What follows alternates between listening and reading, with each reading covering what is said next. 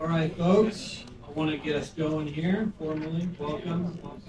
My name is Martula, and I get to serve as the director of Save Armenia. We're a pretty new organization. We've been around for about 2 years now. I've been with Save Armenia for about 1 year, since January of this year. We're working with some incredible coalition partners. But I really want to thank everyone for taking time to be a part of this really important discussion that we're going to have today. And before we begin the program, I want to name out a couple of our partners that we want to express our sincere thanks to. So, Edie Legason, Frank Gaffney, Suzanne Grisham from some of the persecuted Christians. You've been absolutely incredible throughout this whole week. And prior to the week, Edie and I have come to know each other quite well. We've known each other for some time now, but if it wasn't for your commitment to what you do this week, it would be possible. So, thanks to you.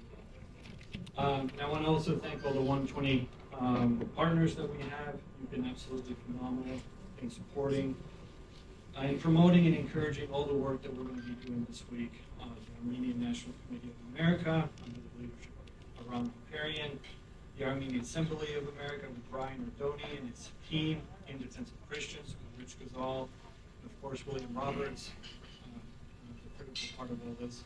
And really all the partners in the 120 Coalition, you're phenomenal people, part of a great cause, and we're going to have a great day today, so thank you. And finally, I want to thank all of our special Armenian guests who have made a long journey from Armenia, literally this weekend. In just a few moments, you're going to hear some of those stories in video.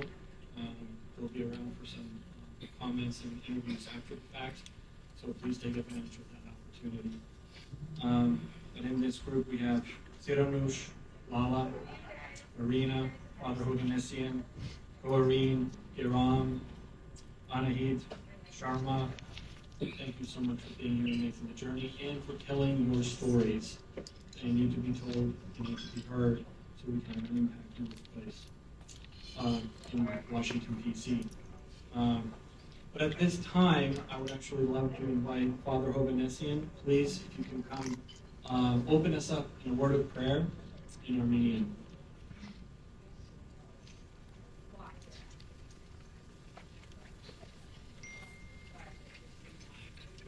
Սիրելի ներկաներ, խնդրում եմ ոտքի կանգնել։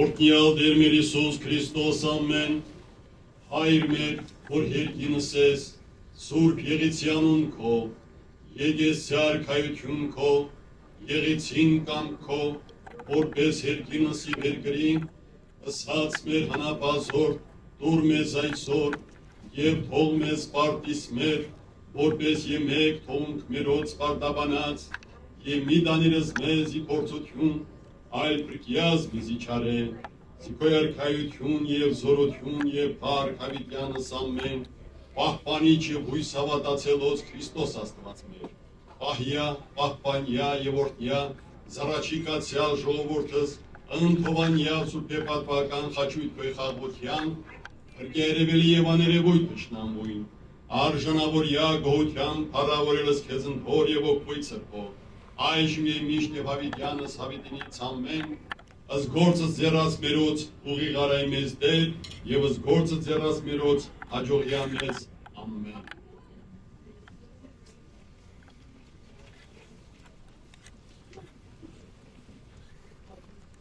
So our program today, unfortunately, is not an easy one. The content is heavy, but for those of you who follow Jesus, we know that we are never without hope for our persecuted brothers and sisters around the world.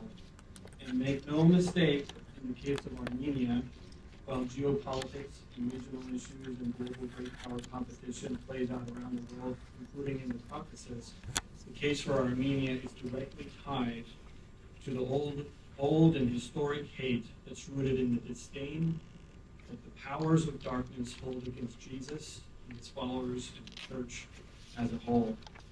And Armenia is in the crosshairs of that hate. Azerbaijan and Turkey would like nothing more than to wipe out the last standing population of Christians in the Caucasus, and really in the broader Middle East. Christian population in that region has plummeted over the last several decades, and that decline is not just due to geopolitical developments. It's the direct result of the age-old hate that Christians have endured for centuries. Christians are called to be peacemakers. They're called to be lovers of their enemies, to pray for those who persecute them. This is explicit command of our Lord and Savior Jesus, who bore your sins long ago on the cross of Calvary. And our mandate as Christians is to pursue peace and love one another. Jesus said that this is how the world will know that you are my disciples, that you love one another. That doesn't mean that we accept the injustices of the world. In fact, it's quite the opposite. We are to speak up for those who are treated with disdain, the oppressed, poor, the destitute, and those who the world and society has left by the wayside and are not raising the alarm on their behalf. So to pursue this peace, we have to show strength. And that's exactly what we're asking from our government leaders, working the executive and Congress to do. Show strength on behalf of Armenia. Use the power that God has granted you to pursue peace for the people of Armenia. And for the people of Azerbaijan, there will be peace in that region. We must use the might that America has to hold back those forces that would wipe out this Christian nation, the first Christian nation in the history of the world, Armenia. So do not be distracted by the geopolitics and the great power competition. As Americans, we have a higher calling. We should lead in our international affairs with our values and with our freedoms. And as a core part of that national DNA that we have, though at times I feel like we may forget this, at the core of those values is religious freedom. It's the first freedom enshrined in our Constitution. And then from this freedom flows all the other freedoms that we enjoy. And while so much of the world is experiencing persecution, they do not have that freedom. And this is exactly what the people of Artsakh have experienced. Freedom of religion undergirds the freedom of speech, expression, assembly, and so much more. It's the freedom to wrestle through life with God at your side, seeking His good and perfect will for you individually, and as a community, and as a whole nation. Nation of Artsakh, nation of Armenia. So as Americans, we should celebrate that. We should promote it. We should safeguard it from all the forces that would like nothing more than to take it away. Today, you're going to hear and see evidence of what happens when no one speaks up on behalf of those who are at the crosshairs of this hate. We'll see and hear the facts of what happened in Nagorno-Karabakh and in Artsakh, and what happens when we let evil reign. Someone once said, I've heard it attributed to a couple of people before, the only thing necessary for evil to reign is for good men to do nothing. So I challenge us here today to be people who don't do nothing. Let's get informed, let's get educated, but let's put all that into use on behalf of the people of Armenia. So with that, I'd like to conclude those comments and invite one of my dear friends, mentors, Ambassador Sam Brownback, to come give us an address. He's a former governor of Kansas. He is a former senator from Kansas, congressman from Kansas, of course, a former ambassador for international religious freedom and the chair of the IRF Summit. So let's give him a hand.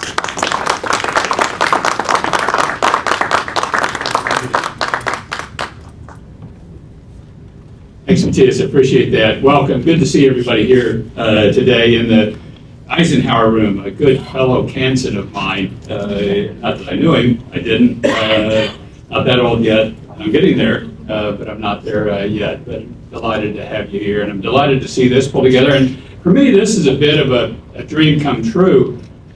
Seeing this broader coalition develop in support of Armenia. This is fantastic. We've really needed to see this breadth come together, and for a long time, the alignment in that region of the world, Armenia, Azerbaijan, Turkey, Russia, all of this seemed kind of to be not a natural alignment or alliance, and this is a very natural of shared values that people have in this room. That's an alignment that's coming together that'll be durable and supportable and needs to be for the sake of Armenia and for the sake of freedom around the world. These things don't happen in isolation. If something gets attacked or somebody gets attacked in Armenia or Nagorno-Karabakh and 120,000 people of one faith get pushed out, that has broad global impact because other people are watching and seeing, okay, is this some move that we want to do? Is this the time to apply pressure? Is this the time for us to move forward? So, folks may say, yeah, well, it's Nagorno-Karabakh, it's Artsakh, it's, there's all sort of ambiguity with it. We're not so sure. Let me recommend to you, if you haven't seen it yet, the Reagan movie. I just went out last week to see that. And the reason I mention this, and not just if you're a guy like me or a guy like Frank, just kind of makes you fighting mad. You're just ready to kind of throw me in the ring, let me at them. But there's this one scene in this that really applies to this situation that we're in right now. George Shultz is brought in to be Reagan's Secretary of State, really to confront the Soviet Union, and Reagan was committed to bring the Soviet Empire down. That was what he was after, and he was very clear about that, and he called them the evil empire. Against so many experts saying, don't do this. He calls for the Berlin Wall to come down when so many people are saying, do not do this. This is incredibly provocative. You can't do this. You're going to create all these sort of problems. And Schultz is in there ahead of time saying one of the key things the president needs to do is provide clarity. You provide clarity of what the situation is. That's what we need to do here, is provide clarity about what the situation is. Here is a democracy in Armenia that has shared values with us, that has an incredibly long history, that has been persecuted, that's had one genocide, arguably two with what's happened in Artsakh, and a potential of a third one if it's going at the country as a whole. This is wrong. It's a genocide of a religious minority in the region. We don't want to see that happen here. We don't want to see it happen around the world. We will stand against this and provide the clarity of where the United States is. This alliance that's building here in this room, I think, can help provide that clarity of what we're talking about and what we're dealing with and about what is so critically important about Armenia. There's a lot of people who say, well, is it the strategic part of the world? Is it, are there these questions about it? Is it something we really want to invest in? Is it something that we'll really stand on? And we should say, yes, and here's why. Now, I contend, and I said this a year ago after I came back from Armenia, that Armenia is the Israel of Christendom. That it's the oldest Christian country. It is also very strategically similar to what Israel is. And let me just kind of walk you through that briefly. Armenia has a very large opponent to it in Turkey. A NATO ally, and I use that word very loosely because Turkey has not been acting like an ally for some time. It's been acting like an Islamist country that keeps a NATO patina around it. It's what it's really been, its actions have been like. But Armenia has a big opponent in Turkey. Israel has a big opponent in Iran. You see proxies being used in both places to attack. Israel's being attacked by Hamas, Hezbollah, the Houthis, sometimes some direct use of Iran, proxy use against Armenia and Azerbaijan, and its backing that's taking place there. There is an existential threat that each of these nations will actually be wiped out. And I don't like saying that. And particularly a country like Armenia or Israel that have been around for thousands of years, but if the United States and the West doesn't back these nations, there is a real threat they get wiped out. Actually obliterated, and that is what their opponents actually want, is for them to be wiped out. And we don't want to see that take place. I mentioned earlier an alignment of values. Israel of a Judeo-Christian value, that Armenia is a Christian nation. There's an alignment of values. There's an alignment of democracies. There's an interesting similarity of size of both of them. Both of them are small countries. The first time I traveled to Israel, in my mind, growing up in a going to Sunday school in Parker, Kansas, and reading about Israel, Israel had to be twice the size of Texas, in my mind. Because all the stories I grew up around were about it, and yet I could stand in the Jordan River, look up at Mount Nebo, where Moses looks into the Promised Land, and see Jericho off here. And I'm like, no, these places cannot be that close. And yet it's a small geography. Armenia is a small geography. They're small populations. Armenia is the population of Kansas, my proud home state, about 2.8, 2.9 million. Israel's about the size of New Jersey, a little over 9 million. These are not large places. And there's also a very key thing about the message that we send when we stand with these nations. A message that we stand with the world, the message that goes forth to the world, that the United States will stand for allies, thick and thin, big or small, because of a shared set of values. And that actually, in a very profound and key way, keeps the world a much safer place. Not when you just kind of discount and you say, okay, we can give these 3 countries away, we can give those 4 away as long as we're going to keep the bigger whole here. No, that just invites more provocative action, invites more attacking. And today, the world, you can see smoke all over the world, if not on fire. I mean, if you look at this axis that's lined up against us, and I was so bothered the other night and just mad about the presidential debate, there's not a single question about China. Not one. And we could be, if we play through this next year or 2 wrongly or poorly, historians will go back and say World War III has already started with what's taking place in the world today. They will document and say it actually started when the Russians invaded Ukraine, or when Iran through Hamas and Hezbollah attacked Israel. Will probably be when they would say it actually started. But you can just see that you play wrongly through this next 6 to 24 months, and the whole world is ignited.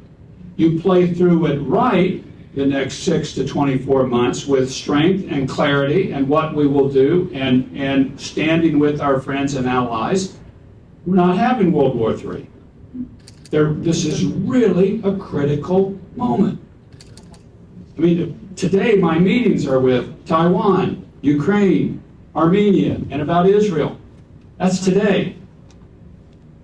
All those places are looking at real difficulty that depend upon the United States acting clearly, strongly, with clarity, and not afraid to use the moral force and the muscle and the military might that we have.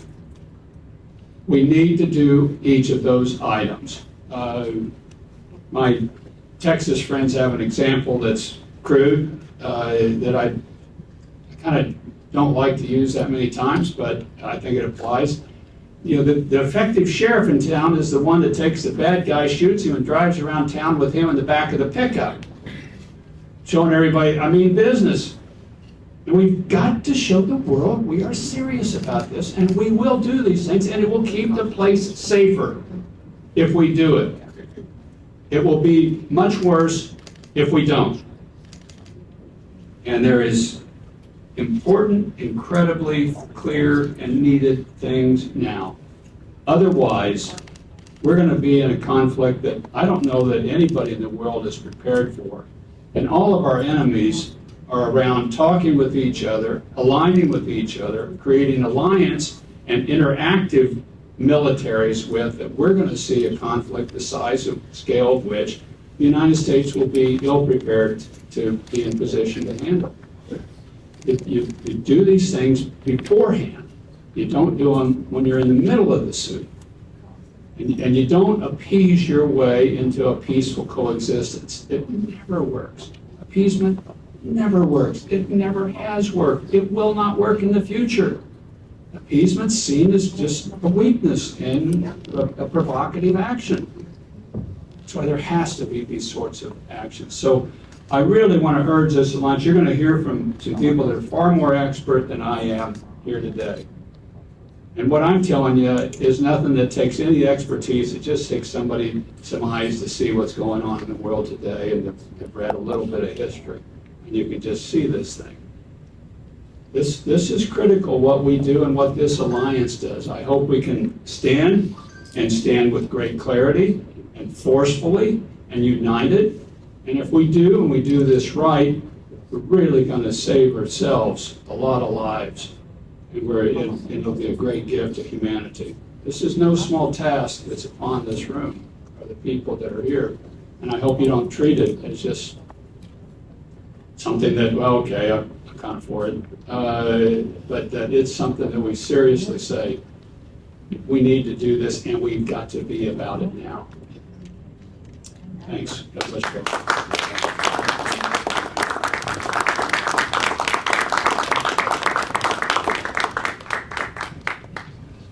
Thank you so much, Ambassador, and thank you for your work over the years. You've been a champion on these issues and really a role model for all of us to look up to. And thank you for being the leader and the voice.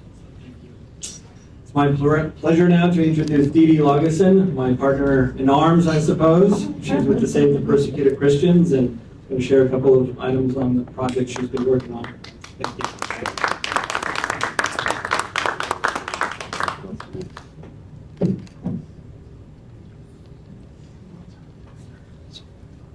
So thank you, Matthias, and thank you, Suzanne Brishman, Chairman of the Board for Save the Persecuted Christians, who really initiated all of this after a trip with other influential Americans over to Armenia in July. She came back with her heart moved and asked if Save the Persecuted Christians wouldn't mind taking on the task of bringing witnesses from Artsakh over to the United States for this week, the anniversary week where we mark what happened to these people just last year. And it has been a grace and an honor to be the liaison and the escort for these amazing people. They are the brave ones. They are the ones who inspire me, and they should also inspire you. I also want to say thank you to the Center for Truth and Justice with Judge Gashia Abkarian, who has been collecting the stories, the testimonies. So far, 600 to over 1,000 testimonies have been given to them. They are recorded. This group works with the victims to tell their stories in these kinds of settings. So they had already prepared our witnesses.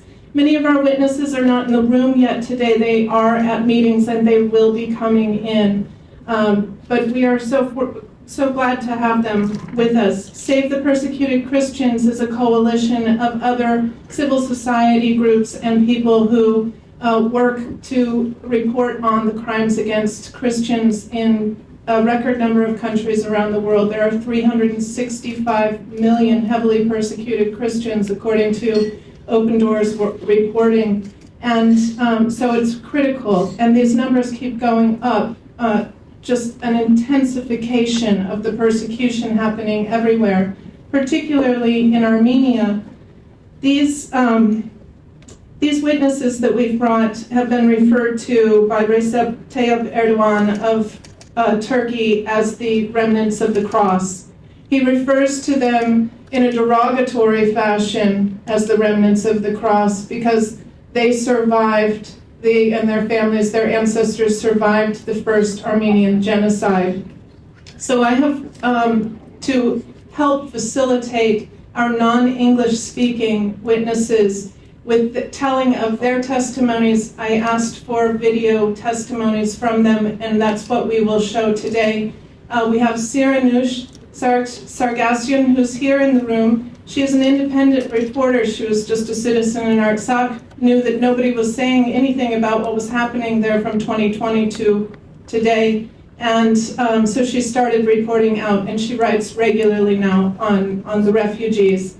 She has provided her videos, her photos for this testimonial, and we're so thankful for it. I want to tell you that the people of Artsakh, they had choices. They could stay in Azerbaijan or they could leave. And everybody chose to leave because rumors were swirling of a detention camp, a concentration camp being built near the border with Artsakh and Azerbaijan.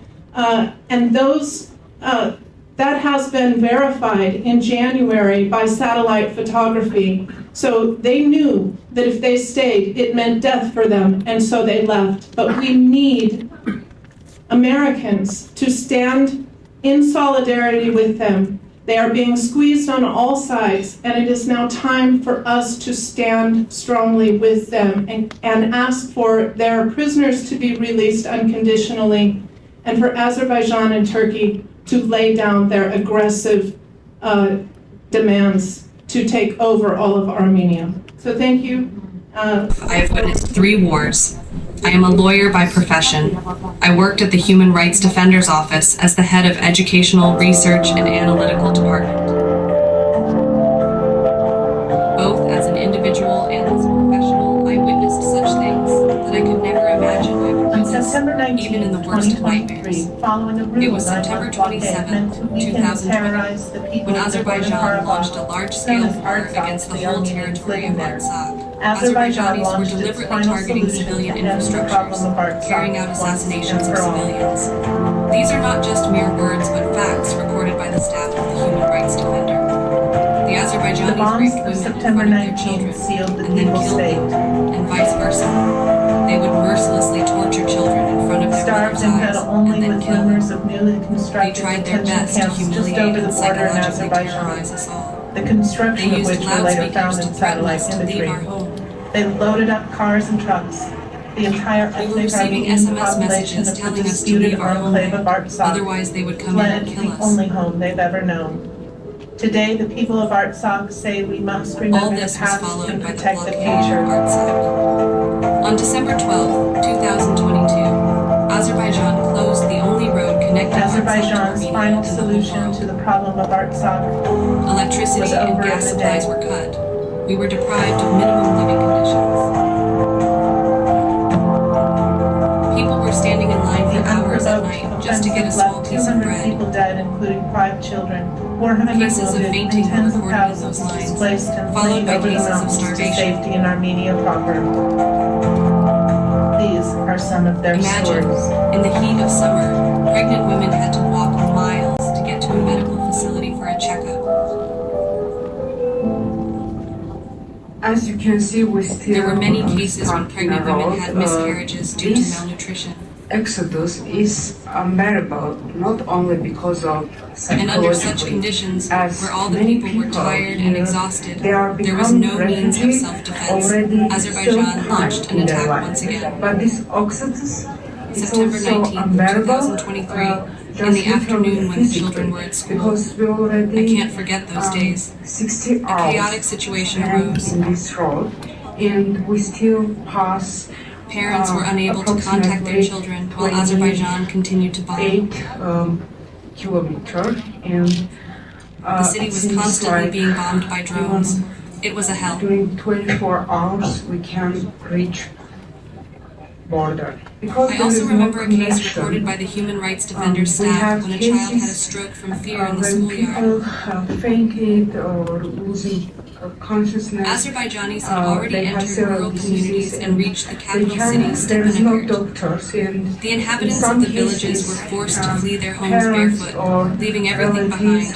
have to All that our go grandparents and back, parents told us, we to witnessed reach ourselves. Russian peacekeepers' basement and to take We thought that we live in a doctors civilized and, world, the 21st century, bring here, all like, that is in the past. somehow But they alas, can we help saw their them. handwriting and already realized that if staying in Artsakh, there would be no other way out. We were facing death. There was no other way out. I am Marina Simonian, 33 years old. People I was born and raised in Artsakh. It is difficult to talk about Artsakh in the past tense. It is difficult to talk about what I have been through, what all of the Artsakh Armenians have been through. During my conscious life, I have witnessed 3 wars.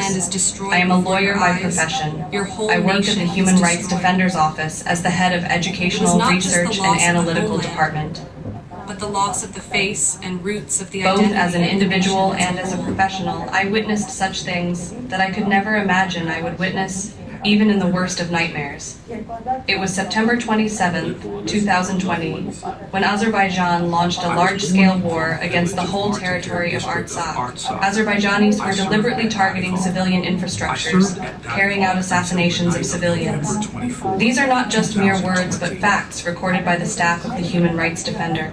The Azerbaijanis raped women in front of their children and then killed them, and vice versa. They would mercilessly torture children in front of their mother's eyes and then kill them. They tried their best to humiliate and psychologically terrorize us all. They used loudspeakers to threaten us to leave our home. We were receiving SMS messages telling us to leave our homeland, otherwise they would come in and kill us. Later, in 2021, I was in Siam. All this was followed by the blockade of Artsakh. On December 12, 2022, Azerbaijan closed the only road connecting Artsakh to Armenia and the whole world. And a family from Armenia. Electricity and gas supplies were cut. We were deprived of minimum living conditions. 13 and 16 years old sat down to eat. People were standing in line for hours at night just to get a small piece of bread. Cases of fainting were recorded in those lines, followed by cases of starvation. 66-year-old Milsik Bagdasarian died on the spot. Imagine, in the heat of summer, pregnant women had to walk miles to get to a medical facility for a checkup. There were many cases when pregnant women had miscarriages due to malnutrition. The fragment struck his forehead. And under such conditions, where all the people were tired and exhausted, there was no means of self-defense. Azerbaijan launched an attack once again. His mother, Gohari, September 19, 2023, in the afternoon when the children were at school. I can't forget those days. A chaotic situation arose. 290 days of blockade, both old and Parents were unable to contact their children while Azerbaijan continued to bomb. On September 26th, everyone began being displaced. The city was constantly being bombed by drones. It was a hell. This was a big pain and a big genocide, a colorful genocide. I also remember a case recorded by the Human Rights Defender's staff when a child had a stroke from fear in the schoolyard. Being a pastor from 1988, Azerbaijanis had already entered rural communities and reached the capital city, Stepanakert. and in Artsakh, The inhabitants of the villages were forced to flee their homes barefoot, leaving everything behind. and when I was being All that our grandparents and parents told us, we witnessed ourselves. Johnny approached me on the Hakkari Bridge, looked at me up and down. We thought that we live in a civilized world, the 21st century, all that is in the past. But alas, we saw their handwriting and already realized that if staying in Artsakh, there would be no other way They out. consider me a terrorist. We were facing death. There was no other way out. People left their homes and embarked on a seemingly endless journey of exodus. I've always been with my people. I have protected my church. I was one of the last people who left Artsakh and had the heaviest feelings during those days. I did not When the whole homeland is destroyed before your eyes, They are the your whole terrorists nation who is came to destroyed. us in our homes. It was not just the loss of the homeland, but the loss of the face and roots of the identity of the nation as a whole. I am Goharin Havoyan. I lived in the village of Dadivank, Shahumyan region, at first. We were I was displaced born from in the Dadivank village during of the Artsakh district 2020. of Artsakh. I served at We moved to Dadivank. Kolatak village, I served at Multilayered Dadivank until the region, night of November 24th, where I worked as a 2020. candle seller in Hako Bavank, and my husband Today, worked as a Azerbaijan is My children is attended Goharin Kolatak Havoyan. secondary I am school. Goharin From Havoyan. time to time, I lived in the we village would of visit Dadivank, at Father Shahumyan Hafiz's region, house. at first. And on that unlucky 19th, We were displaced from Dadivank during the 2020 village as well. We moved to Kolatak Very village, large Artsakh explosions region, where I worked as a candle seller in Hako Bavank, and my husband worked as a warden. and Father Hovhannes. My children attended Artsakh Secondary School. From time to time, we were in Vank village at Father Hovhannes' house. I had already fallen to the ground. And on that unlucky 19th, the 19th of September, I saw that we were my at older Vank son village was as lying well. on one side. My youngest A son very on the loud other side. explosion was Father heard. Hovhannes on other side.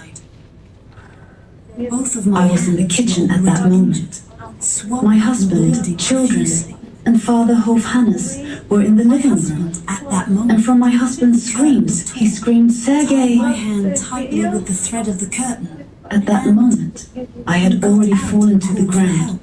I gathered strength, reached the living Several room. people from the I saw that my older son was lying on one side, my younger son on another side, Father Hovhannes on other The side. shard was in the heart of my youngest Both of my hands were already injured, swollen and bleeding profusely. And we were all My being husband, transported at that to moment, Stepanakert by the one curtain was ambulance. torn, tied my hand tightly with the thread of the curtain, I saw them and trying to get my and older got son's out heart and working. called for help.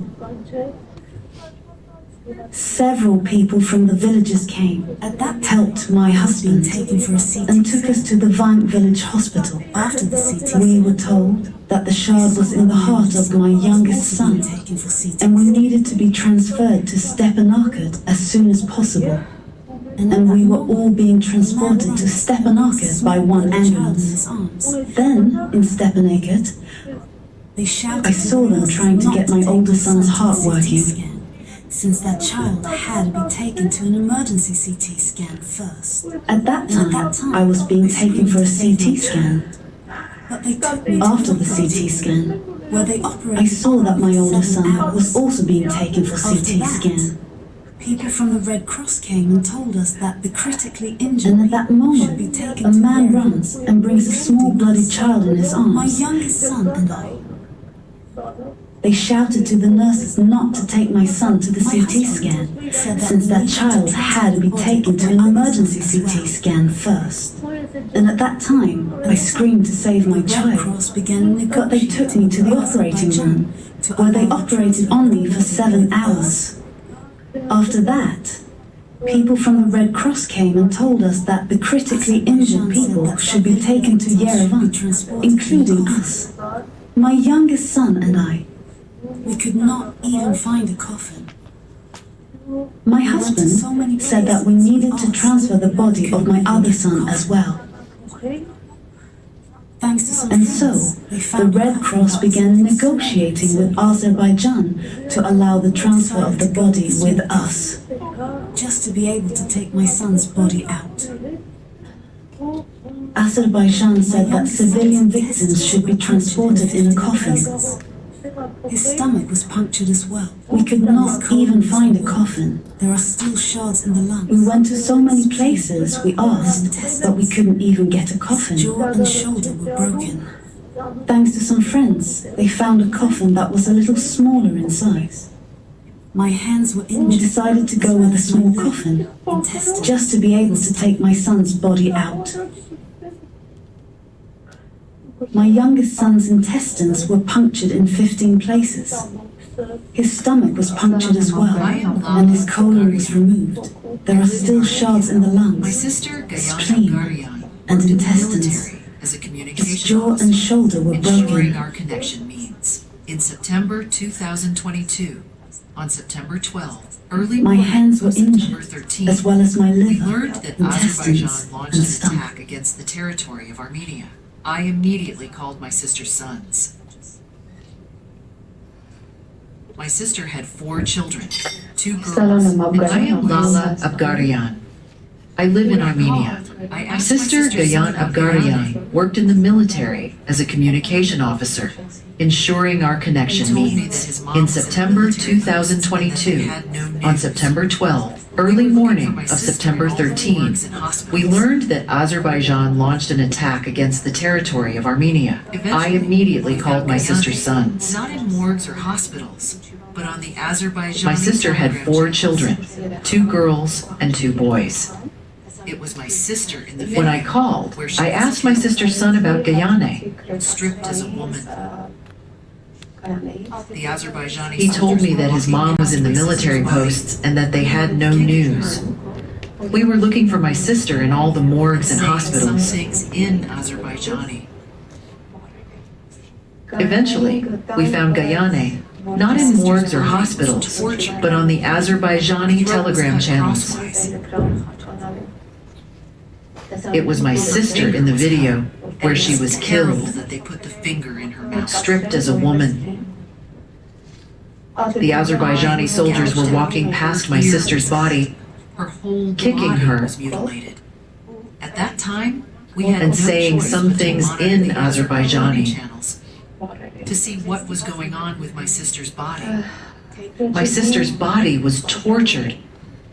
Her throat was cut More crosswise. videos on which the traces of torture were Her increasing. finger was cut, and it was terrible that they put the finger in her mouth. On the abdomen, as my sister was naked, they Her wrote eye was Yashin, gouged out. and Her the number ear of was the cut. Azerbaijani Her military whole unit body which was committed mutilated. this crime. At that time, we had no choice but to monitor the Azerbaijani channels to see what was going on with my sister's body. Caricatures were also created and circulated every day. As they were uploading more videos on which the traces of torture were increasing. We know, and we On are the used to abdomen, as my sister was our naked, casualties during they wrote Yashma and the number of the Azerbaijani military unit which committed this crime. just the fact that you are a Christian and an Armenian surrounded by nations of different religions. It was not just the video. Caricatures were also created and circulated every day on different social We are platforms. a Christian nation, and God will protect our country. And I would never wish anyone to pass through. We know, that and my we are family used to, passed through. that there are casualties during the war, but such horrendous tortures and murders. Just the fact that you are a Christian and an Armenian surrounded by nations of different religions. As prisoners of war, including 8 government Today, Azerbaijan released 20 Armenians as prisoners of war, including 8 government officials.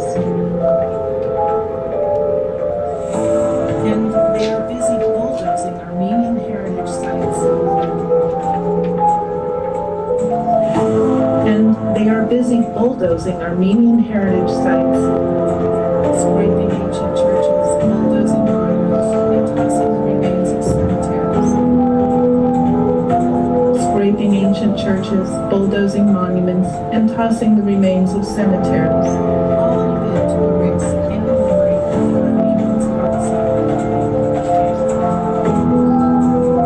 All in a bid to erase any memory of the Armenians of Artsakh. All in a bid to erase any memory of the Armenians of Artsakh. Starved and forced to flee ahead of Azerbaijan's genocidal ambitions. Meanwhile, tens of thousands of refugees from Artsakh, starved and forced to flee ahead of Azerbaijan's genocidal ambitions, are attempting to rebuild in the country of Armenia.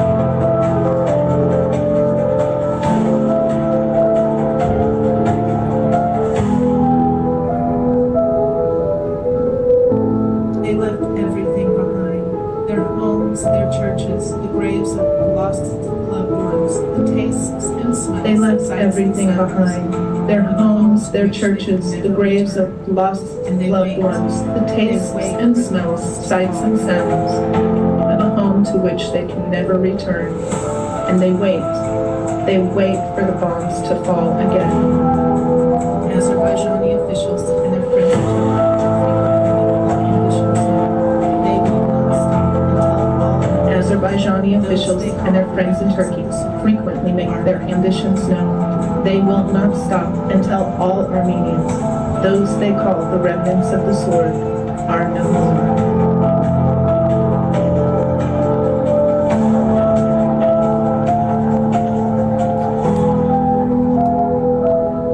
It is that indifference that we speak to today.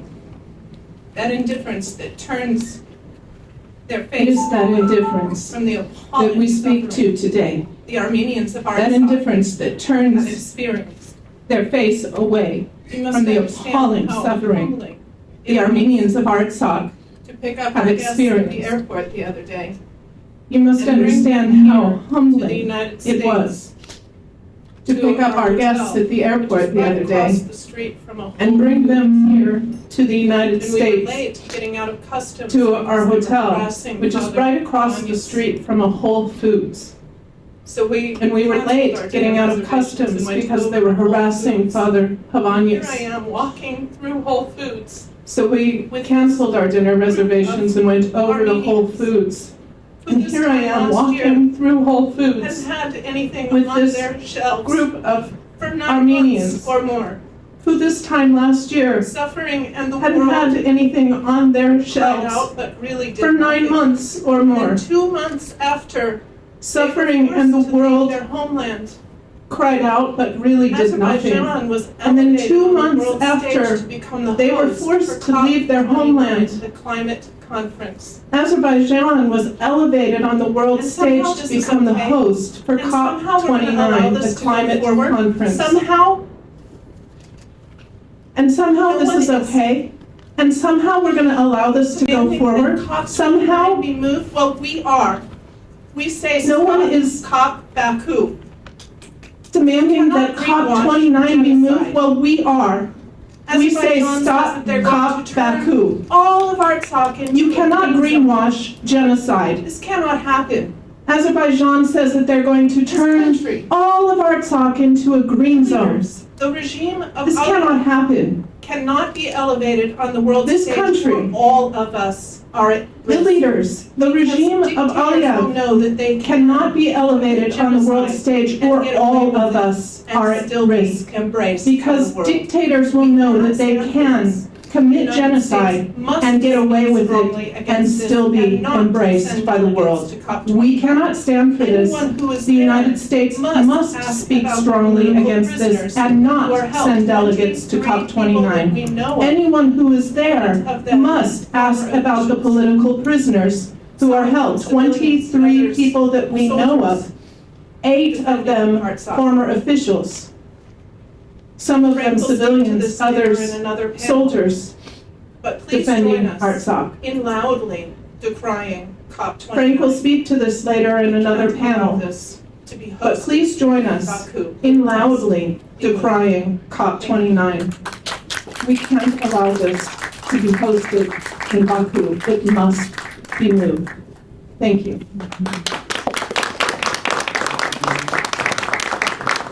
Video, and obviously thank you to our witnesses, some of who are in meetings still, and for sharing those stories. You know, I've been in this field for the better part of a decade, essentially. And one of the things that's always very difficult is when you ask a survivor or a victim to retell their stories, literally dozens of times in dozens of different meetings.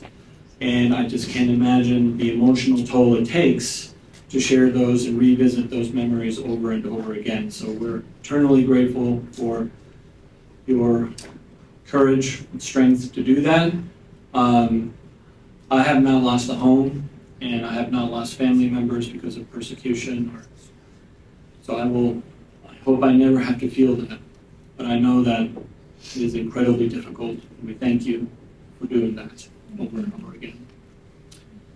So we want to move along with our program. I told you it wasn't going to be exactly easy, but we want to cover the ground. One of the reasons why I wanted to do this event, and I'm calling it setting the record straight, is when all this was happening, 2023 years preceding, there was a lot of information out there, a lot of noise, and what I was hearing from a lot of Christian counterparts, leaders, and so on, we didn't know what to believe. We didn't know what we were supposed to understand or whatever, so on.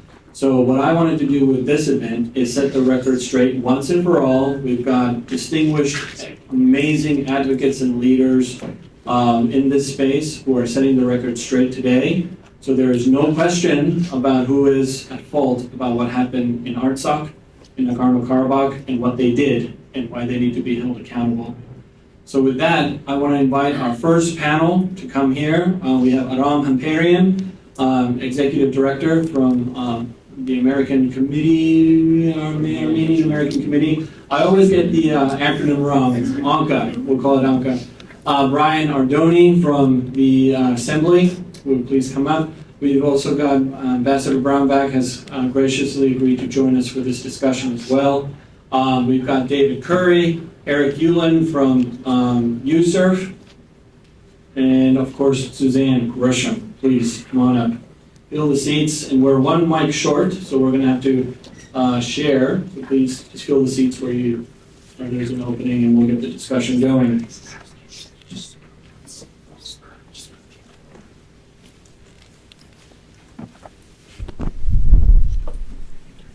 So just go ahead and hit the power button on the mic. It should turn on right away. That is what our host told us.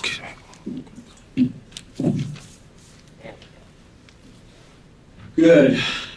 Well, I want to say thank you to all of you for being here and being part of this very important event. All of you have been incredible voices in the fight, some longer than others. But I think we all agree that we're facing something very, very difficult in Armenia, and it's not over yet. Obviously, we need to be speaking up on it right now. But one thing that I wanted to kind of start this panel with is going with the theme of setting the record straight. I wanted to turn to Aram and Brian to tell us the story of Artsakh. Tell us what happened, what's the timeline, what were the atrocities that took place in addition to what we saw here. Tell us the story of Artsakh. Thank you, Matthias. First, let me just start by thanking Ambassador Brownback for your remarks and all the work that you've done over so many years. Thank you, Matthias. Yes, we're on. Thanks to Matthias, to Dan, to Gia, the great team that put this event together. Thank you to Suzanne and Dee Dee and Frank, and just a great group of friends, and we're deeply grateful. Deeply grateful to be here with my great friend Brian, and with each of you today. So that's my short intro. I will offer us a brief, very brief historical context, and then a little bit of modern context. The historical context is that Artsakh is an indigenous part, an ancient part of the Armenian homeland. There's really no historical debate on that front. It is a cradle of Armenian civilization going back thousands and thousands of years. That should be a part of Armenia today, absent a cold calculation by Joseph Stalin in the early 1920s. That's it. Our policy, strangely, as Americans, has been to enforce Joe Stalin's drawing cynical calculation of borders and his gerrymandering of the Caucasus. I'm not sure why that became an American policy, but that was certainly Joseph Stalin's policy. And today we're enforcing for a 21st century dictator the decisions of a 20th century dictator. We're helping Aliyev by enforcing what Joe Stalin did, the horror he visited upon that region. To give you a sense of like the history of Artsakh, the Father Hovhannes spoke about Dadivank. He's the steward, the father who cared for the flock in that wonderful church. For those of you who don't know, Dadivank was established in the first century by a student of Saint Thaddeus. His name was Saint Dadi.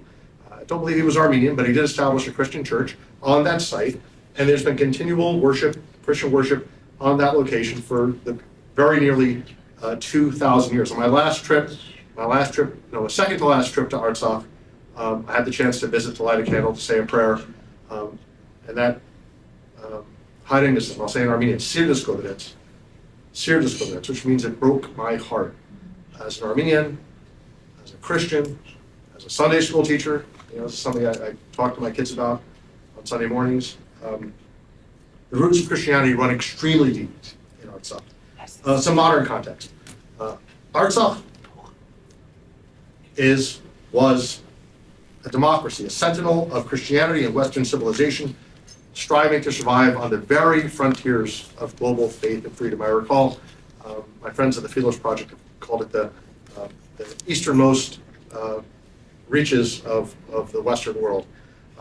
It's also a very American story, ultimately a free people overcoming foreign rule. That's very much what our experience has been, certainly what our revolution was about. But ultimately, Artsakh was not defended and ultimately was abandoned by actors all over the world, including those here in DC. As Didi said, Didi talked about the remnants of the sword. This is the idea that the Turks echo from time to time, that they just didn't get around to killing all of us, right? And there are a few left, and we'll take care of them. We just got to do a cleanup operation. That's very much the thinking in Ankara. It's very much the thinking in Baku. It's a continuation of 1915. The Armenians face, as you noted, Didi, an existential threat, not a challenge to our survival. Very few countries in the world have their children wake up wondering, will we last the week? Armenia is one of those countries. An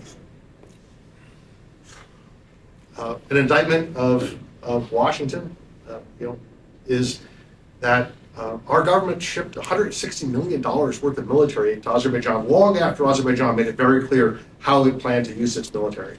That started under President Trump, who sent over, I think, about $120 million. It continued under President Biden, even after the attack of 2020, even after he knew what Azerbaijan's intentions and actions were. And he did so within hours of recognizing the Armenian genocide, if you can believe that. So he, on the one hand, talked about a genocide that occurred a century ago, and within hours helped enable a genocide in real time. Both, sadly, ended U.S. humanitarian programs in Artsakh. President Biden never could find the courage to condemn Azerbaijan. He never called the blockade a crisis, if you can believe that. Samantha Power, Harvard professor, with the full resources of the U.S. intelligence community at her disposal, could not call what happened, a 9-10 month blockade, starving kids. That's not a crisis. And recently she was asked, I think on Capitol Hill, why did the Armenians leave Nagorno-Karabakh? She's like, we're still looking into that.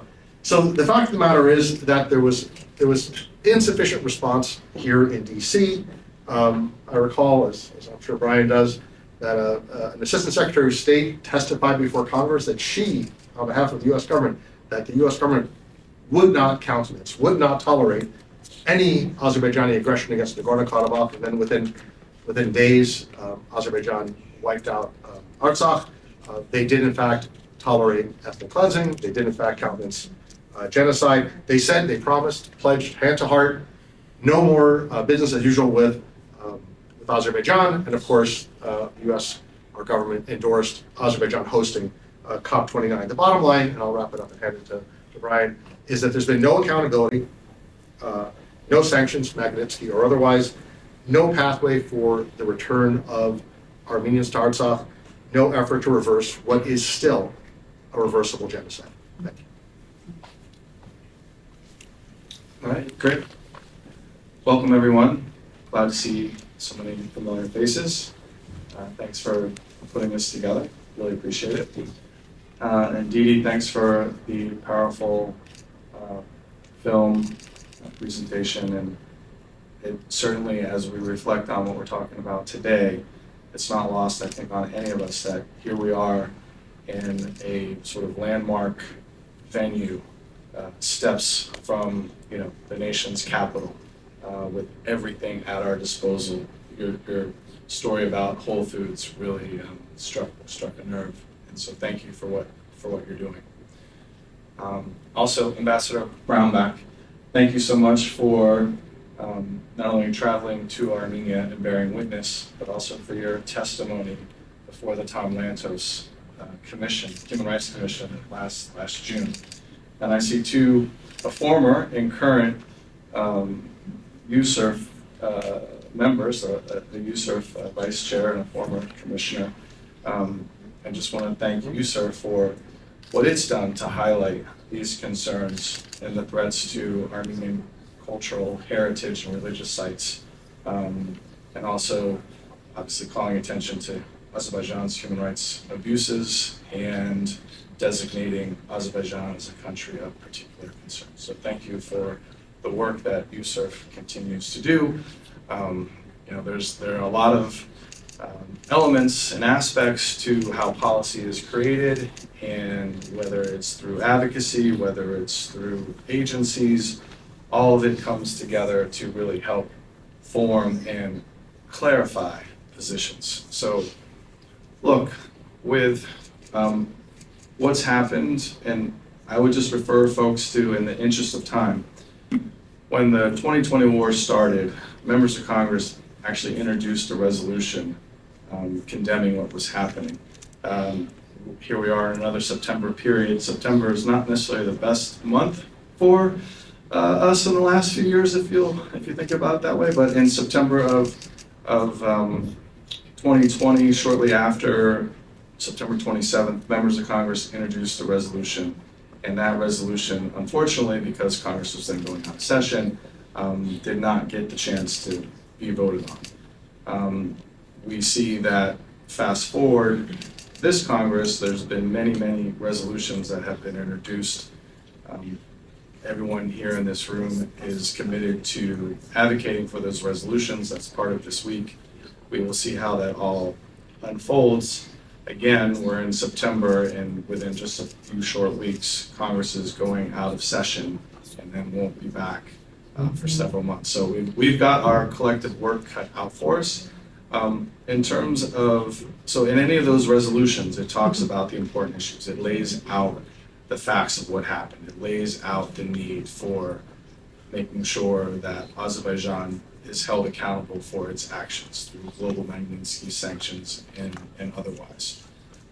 In terms of what Azerbaijan did during both 2020 and 2023, it's certainly clear that, again, as the remnants of the sword, to try to find the final solution to rid the area of Armenian Christians, and they did everything they could, from launching a war instead of adhering to the peace process and international peace process that was established, to launching a war in the middle of a global COVID pandemic. There wasn't even a vaccine at the time when the war was launched, to not abiding by any of the ceasefires, by not abiding by any of the commitments made previous to the ceasefires. So there's a long litany of Azerbaijan's violations, not only of international law, human rights, but also its own words in terms of living up to a ceasefire. So we find ourselves in a challenging time, and one that all of us together can make a difference, and I'm very hopeful and optimistic that together we will be able to make that difference. So thank you. Thank you. Thank you for those responses. Let's go down the line here. A couple of questions that came to mind is I would love to see or hear a couple of items. Number one, maybe Ambassador Brownback, you and Commissioner Yulin can speak to this. If you can once again highlight some of the religious elements of this conflict. What makes this, a religious freedom issue, and why does the United States need to care? Feel free to take that however you want. But then turning to Suzanne and Dr. Curry, I'd love to hear, why does this matter to the church, and why should they care about this issue, the United States church world? First, when the Israelis were attacked, I'm going to continue with that analogy that I started when they were attacked in October. You had footage of soldiers attacking people, and their response and what they were saying was, "I killed a Jew." It wasn't, "I killed an Israeli, I'm taking back our land, I killed a Jew." You had the genocide that took place in 1915, and then the continuation of this, and we would rather classify it as some sort of ethnic conflict, as some sort of territorial conflict. That's what we would rather categorize it. That's what we're more comfortable saying, frankly, as a U.S. government, and I'm not part of the government now, obviously, but that's what is at the root of these things. That you just can't get away from that. The apple doesn't fall far from the tree, and that this is the motivating factors. And so we're better off calling it that, and then dealing with it as such, as a religious cleansing process, and trying to get support against that sort of thing taking place, and push back much more clearly with that, and also with clarity that that's what this is. I think the ambassador is absolutely on point. At USERF, our responsibility is to speak unflinchingly on derogations of religious freedom internationally. And certainly when it comes to Armenia, the behavior of Azerbaijan clearly meets that definition of an animus motivated by religious hatred, that in the case of USERF, under the great leadership of David Curry, stepped forward to say for the first time that this country, Azerbaijan, was behaving in a way that called for it both to be treated by the United States as a country of particular concern with appropriate sanctions, and demand that the State Department and insist that Congress take action to identify the problem as it is and take appropriate steps to, in a reality-based way, identify for Azerbaijan the consequences of such animus and the need for change. When 120,000 people are chased from their homes and animated by religious intolerance, the occupying country then proceeds to begin a campaign of systematic extinguishment of sites of religious significance, churches, as you saw in that video earlier, cemeteries, other significant locations, and speak openly and clearly about its motivation being driven by religious antagonism, religious intolerance, then we at USERF, and indeed we as the United States government, need to act more clearly, more succinctly, more crisply than we have in the past. I see subtly on the logo, way in the background there, for those of you who can't see in the background, Mount Ararat. Mount Ararat is this incredible symbol of one of the most wonder-working moments in biblical history, in human history. And there, somewhere on top of Mount Ararat, lies the remains of the Ark. To get there is an incredibly arduous exercise, and as we all know, many are barred from ever even reaching the slopes of Mount Ararat, much less exploring it for the remains of the Ark. But its symbolism as a moment of hopefulness, of redemption, of change, of the need to confront the realities of the challenges of the human heart and adjust behavior is a calling for us here in the 21st century to reflect. And while that climb, if Mount Ararat is ever fully open, is steep and hard, the reward is significant and great if people can open their hearts, be reality-based about the challenges and problems they see, and then respond accordingly. And that is a calling for whichever administration takes the reins come January, whether it is a Republican administration or a newly denoted Democratic nominee administration, no matter whether it's President Trump or President Harris, this existent challenge, this antagonism against Armenians by Azerbaijanis, fed by religious intolerance and religious hatred, needs to be addressed and confronted by the next administration. Thank you for that. Your comments there just reminded that one of the first things that the Azeris did is attack those religious sites, those churches, those cemeteries. They were bold about it. It's online. They, in fact, posted it on social media and was up there for days of bulldozing churches, shooting their AK-47s at the catch cars, the traditional Armenian. Am I saying that correctly? Yes.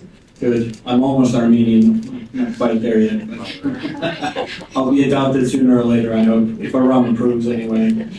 But seeing that footage, I remember the first few days, actually, as I was starting to really dive into this issue, I dove into those pieces of footage, and it was absolutely incredible. My first question was, why is this not already out there?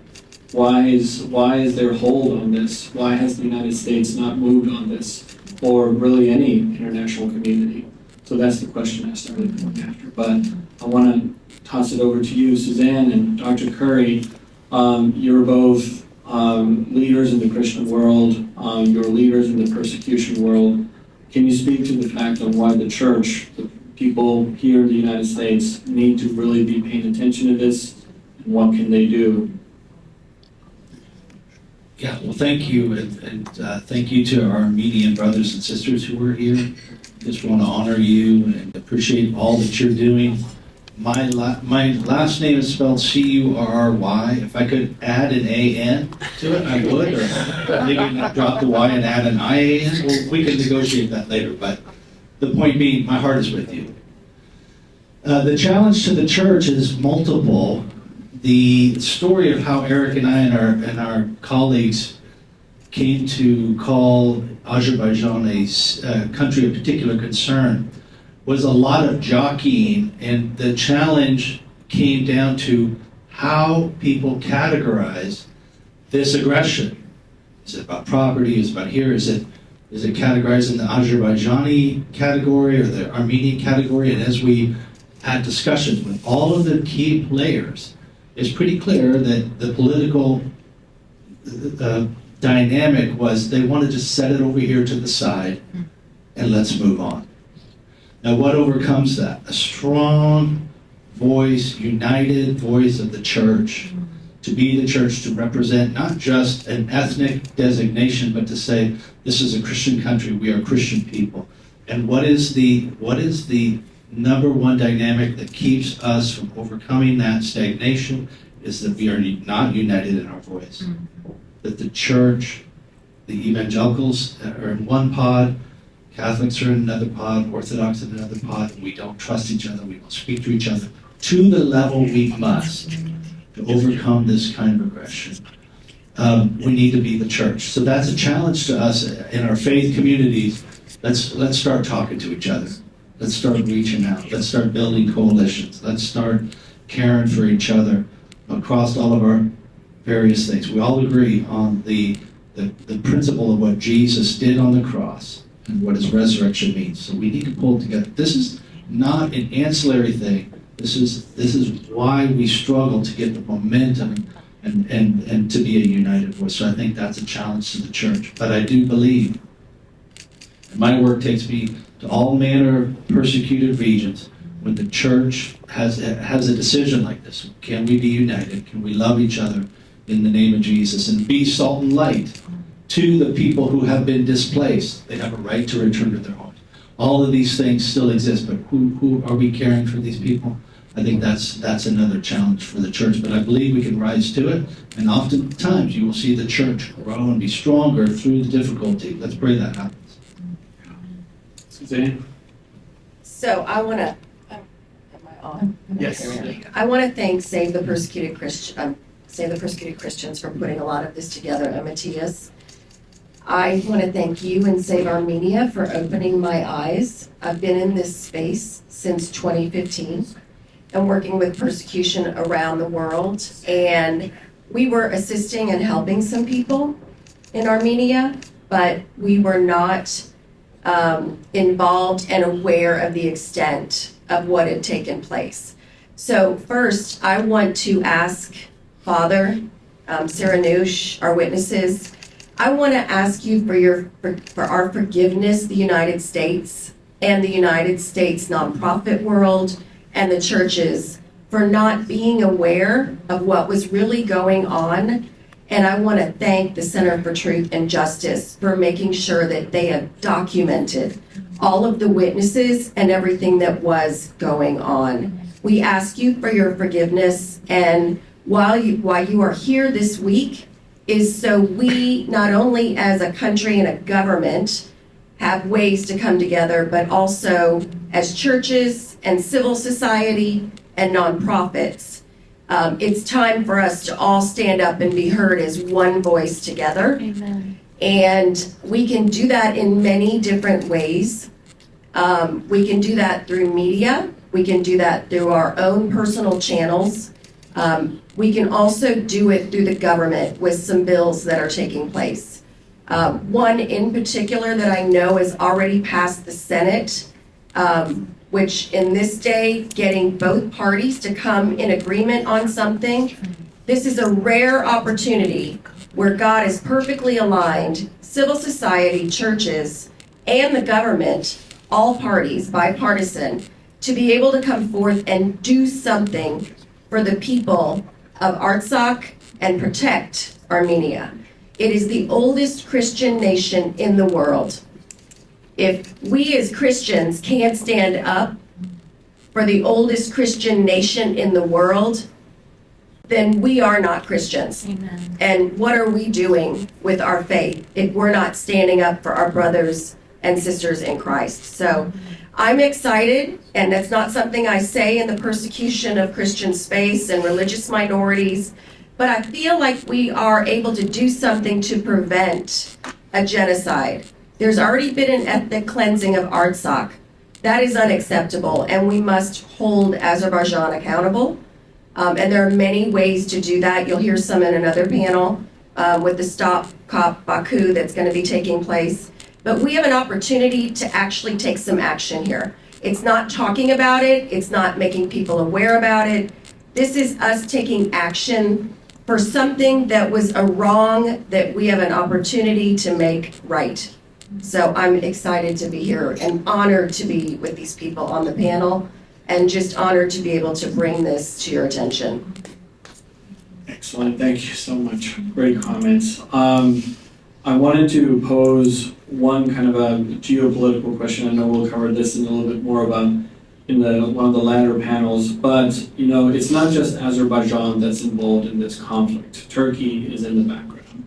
So I wonder if our panelists, if you have any insight as to how does that relationship work? What is Turkey's role in all of this?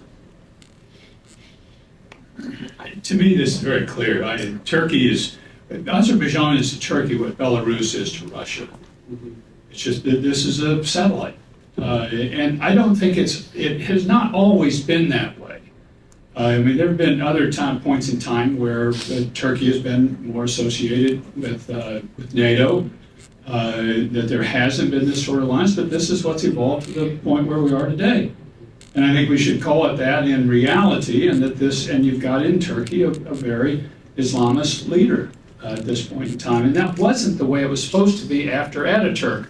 Ataturk was moving its way towards a secular society, and he pulled it a long time that way. But there's a gravitational pull back the other way that's gone. I just think you have to deal with the reality the way it is, not the names the way they are, the way we wish it were. And that this makes it an extremely dangerous situation for a country like Armenia, with that set of synergies and that set of gravitational pulls that are taking place. Let me add in, both the ambassador and I had the opportunity, the privilege to serve President Trump. President Trump has unparalleled knowledge about many things, oftentimes knowledge on topics that would surprise you. One of the things that he was incredibly knowledgeable about was the genocide, what happened to Armenians during World War I and the aftermath. And President Erdogan had the opportunity to culture a relationship with President Trump, an interesting odyssey of 4 years. But there came a period of time where, for those of you who have spent a long time in Washington, there is a repeated effort through Congress to try to designate from the United States Congress what happened to the Armenians officially as a genocide. This has been a 30-plus year battle, Democrats, Republicans, House, Senate, some other countries getting themselves involved in these battles. And as President Erdogan came to town, the president was quite focused on this issue and this designation that had been kind of automatic for departments of state in previous administrations in the previous years to step forward and find people who would block action in the Senate, at least, on this designation resolution. My role and my responsibilities working for the president was dealing with Capitol Hill. So the president grabbed me at the end of his set of conversations with President Erdogan to ask what was going on with this resolution.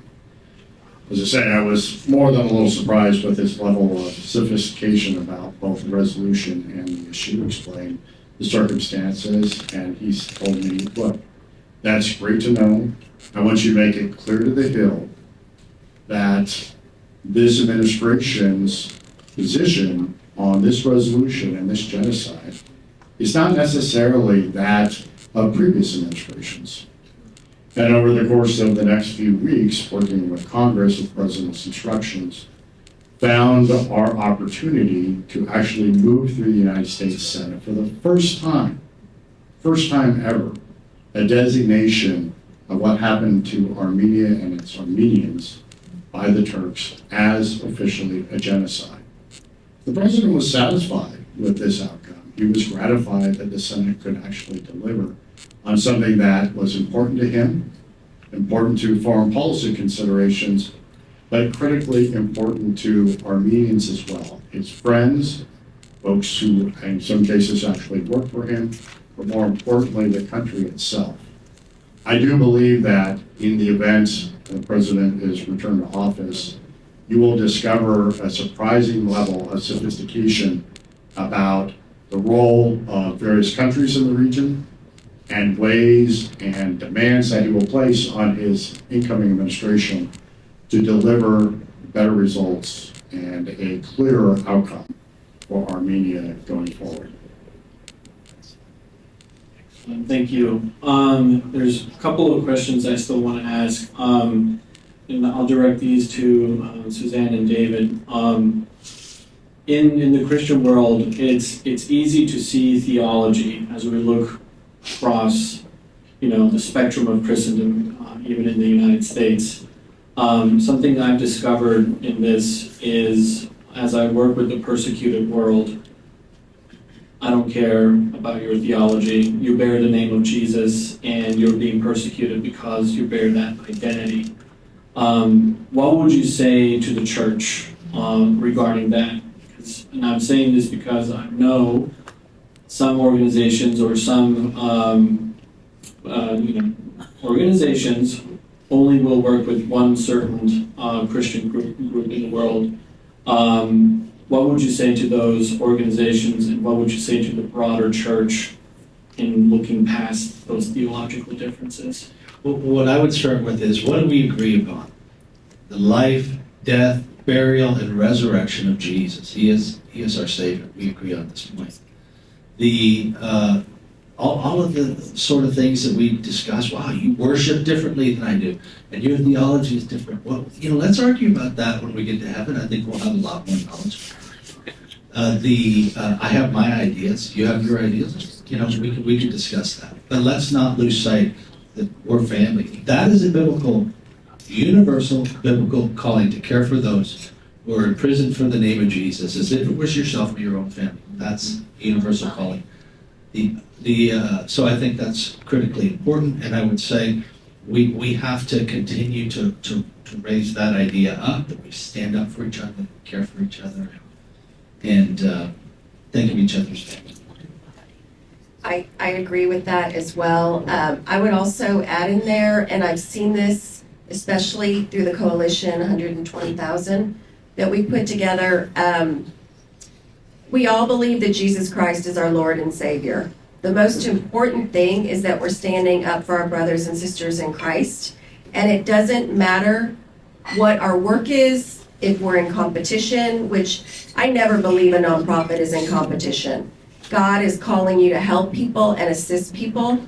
And I don't believe in competition. We have an abundant God who blesses and provides and multiplies. So I have just seen the coalition of different faiths, different organizations, different backgrounds and beliefs, but all these people have been coming together for one common cause, and that has been to stand up for the Armenian Christians and what took place a year ago this week. So we have a lot that is different, but I feel like we're all coming together. I feel like we're all realizing we are stronger together as one voice as well. Excellent, thank you. We're running a little bit close on the time, so I want to close on this. Final comments from everyone. And what is your favorite thing about Armenia? Because I'm assuming most of us have been there already around. My favorite thing about Armenia is in Armenia we call it the sharagans, or the hymns in the church. My favorite part of the church is the music. And if you've never been to an Armenian mass, please. It's not changed a lot, as Dan I've noticed. It's not changed a lot, and it's not short.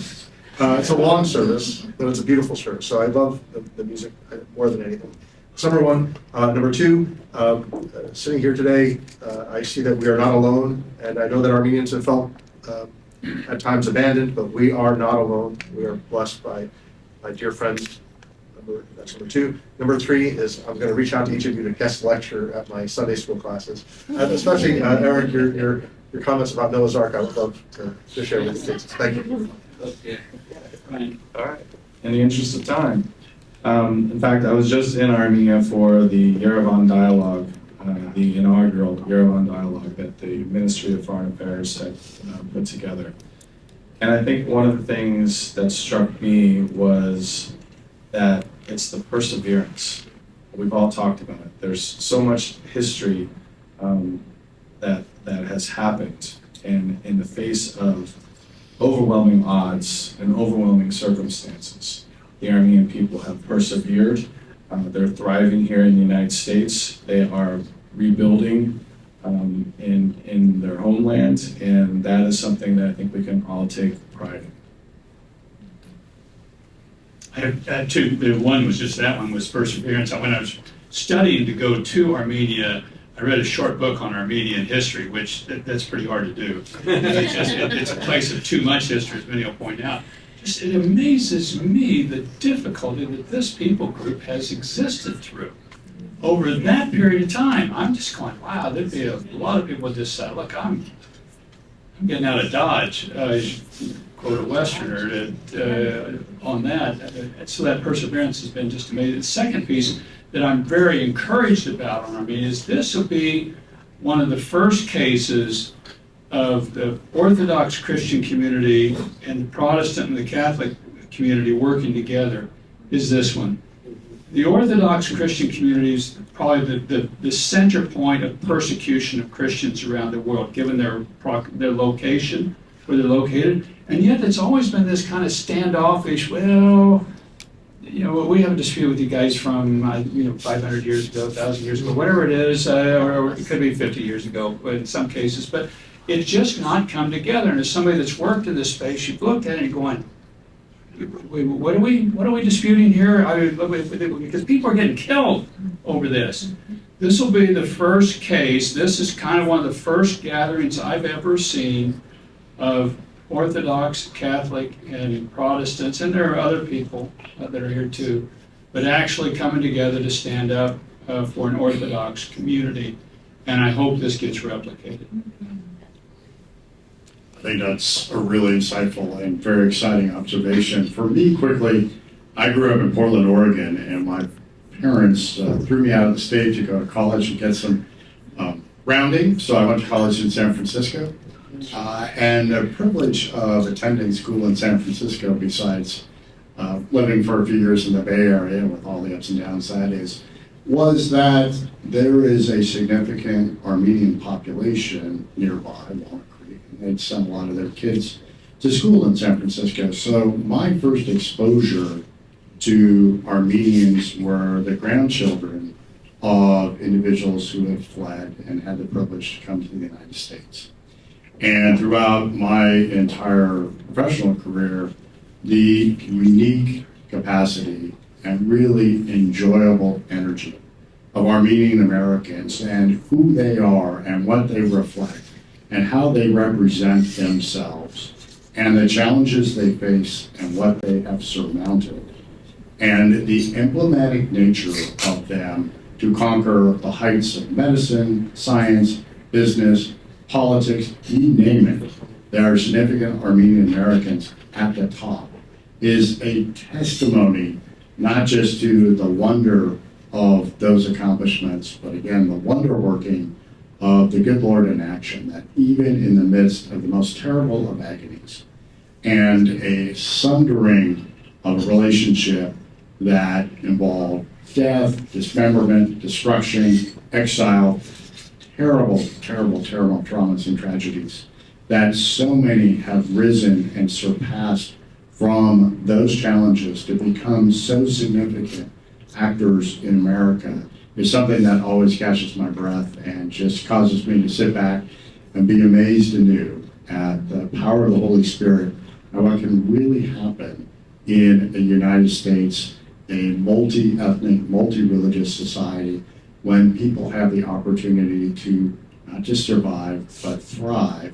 And by doing so, not just provide an exemplar to ding-dong Oregonians like me, but more importantly, show a path back that someday, somehow, through all sorts of coalitions and energetic work, injustices can be righted, and ultimately that which should be appropriate for Armenia can come to pass.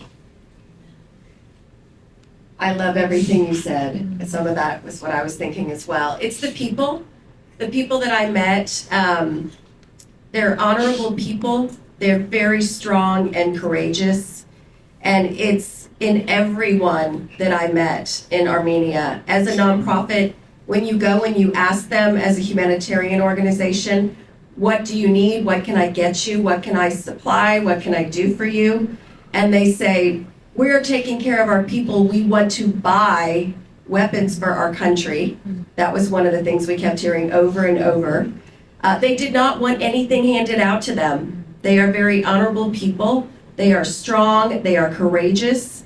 And it was really impressive to me to see everything that they've overcome and how they really don't want us to come to their rescue, but they do want us to stand up and be a voice for them around the world. That's a small thing for us to do, is just to be a voice. That's really what they need. They need us to be out and screaming this from the rooftops and getting it out in media. And that is my mission coming back from Armenia. That's what I took from when I came and visited the people. They're just resilient. Yeah, I could say amen to all that.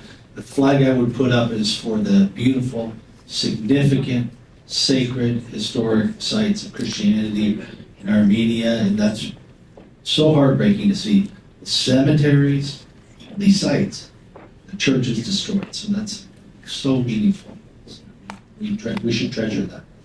Amen. I think those of us who in the Christian world came a little bit later, the different denominations, just being there myself, but seeing those monasteries and those churches. In fact, there was one place we were in a cavern, or even the name escapes me, and we had arranged these singers to come in and lead us through spiritual hymns in that cavern. It was probably one of the most amazing spiritual moments I had ever had in my walk with Jesus. And that whole adventure through Armenia, realizing that history, seeing where forefathers came from, was absolutely impactful. So, thank you. Can we give it up for our panel? Thank you.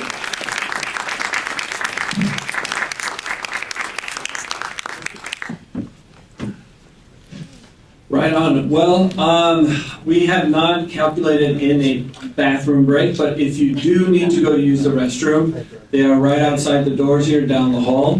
But in the interest of keeping time with our program, I want to introduce David Ojakian from the Assembly to lead us through the next panel. Why don't you come share a little bit what you're going to be talking about? Excuse me. Wow, this is not easy. Thank you, Matthias. Yes, so first, my name is David Ojakian. I am the Western Region Director with the Armenian Assembly of America. I want to thank Matthias and the Save Armenia Council for the coalition, Save Armenia Coalition, for this platform, for this important event, and for the coalition that we built over this, I guess it's already been past year, more than a year, because of very tragic occurrences that have happened in our homeland of Artsakh and Armenia, which has continued to be attacked and threatened to this day. So thank you for this, and it is really refreshing to have coalition partners that are non-Armenian, that are Christian, that may have Jewish background as well. It is very refreshing to have that, and it is so powerful, and we're very grateful for this coalition. So, we are going to shift gears to speak about the Armenian prisoners. The Armenian prisoners. There are prisoners of war, there are civilian hostages, and there are political prisoners that are currently imprisoned in Azerbaijan, and not many people know about it. It is certainly not talked about on the news, definitely not mass media, and that was the whole genesis of this series of panels, which started as webinars. We had 2 webinars. I believe it started in June, or it started in July and August. We had a webinar once a month called the Armenian Prisoners Project, and it was designed to help to highlight the issue of the prisoners and bring awareness about the prisoners to help drive change and help inform stakeholders on the serious issue of prisoners. Azerbaijan continues to break all human rights laws, and it illegally holds these prisoners in Azerbaijan to this day. So, I would like to introduce and welcome up our panelists this afternoon. We have Gerham Stepanyan. He is the Human Rights Ombudsman for Artsakh. Please welcome up Gerham. We have Siranush Sarsian. She is a freelance journalist, and you saw her recordings in Didi's videos. Thank you so much, Didi, if you're still here. Thank you so much for that very powerful video. It's very difficult for all of us to see, but we're very grateful for your work to bring awareness with that video. Also, we have Colton. Is it Grillier? Did I say it right? Did I say it right, Colton? Colton is a international human rights attorney with the International Christian Concern, and I'm going to give a very brief bio for each person, but thank you so much for joining us this afternoon. I'm going to sit with you, don't worry, I won't stay up here, I will join you in just a moment. Very brief bios. Gerham, as I mentioned, is the human rights defender of the Republic of Artsakh, who was elected as the ombudsman by the Artsakh Parliament in March of 2021. He assumed office right after the 2020 war, and he consistently raised awareness about the extensive breaches of the rights of the Artsakh people by Azerbaijan. Siranush is a refugee journalist from Stepanakert, Nagorno-Karabakh, and she has covered human rights, politics, and women in conflict and post-conflict environments in Artsakh and now in Armenia. Her insightful reporting has been featured in renowned outlets such as BBC, New Lines Magazine, AP, Reuters, Newsweek, Open Democracy, The Armenian Weekly, and Providence, and many others. Colton is an international human rights attorney, as I mentioned, with the International Christian Concern. As ICC's Human Rights Council, Colton is the lead investigator and principal drafter of ICC's Global Magnitsky submissions to the U.S. government. So please welcome them once again. I'm going to join them now on the panel.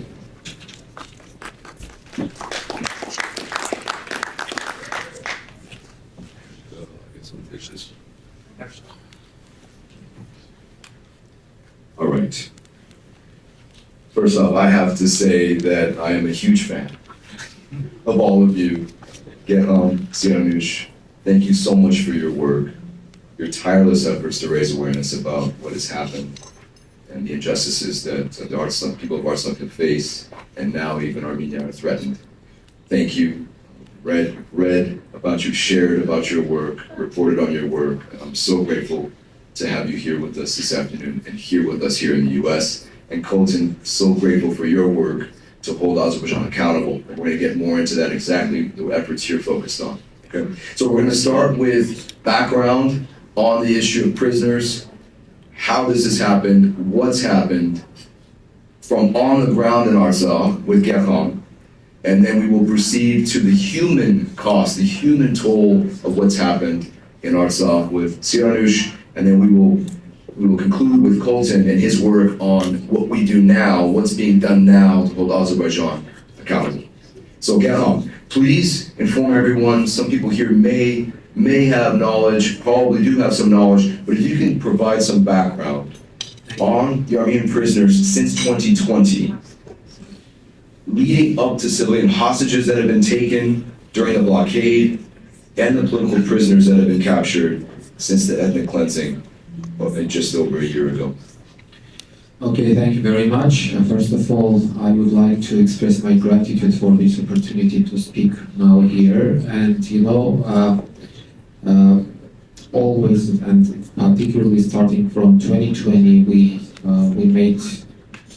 put very much efforts to break the wall of indifference towards Artsakh and towards Artsakh people, trying to inform the international community, including the United States, as much as possible about what is going there.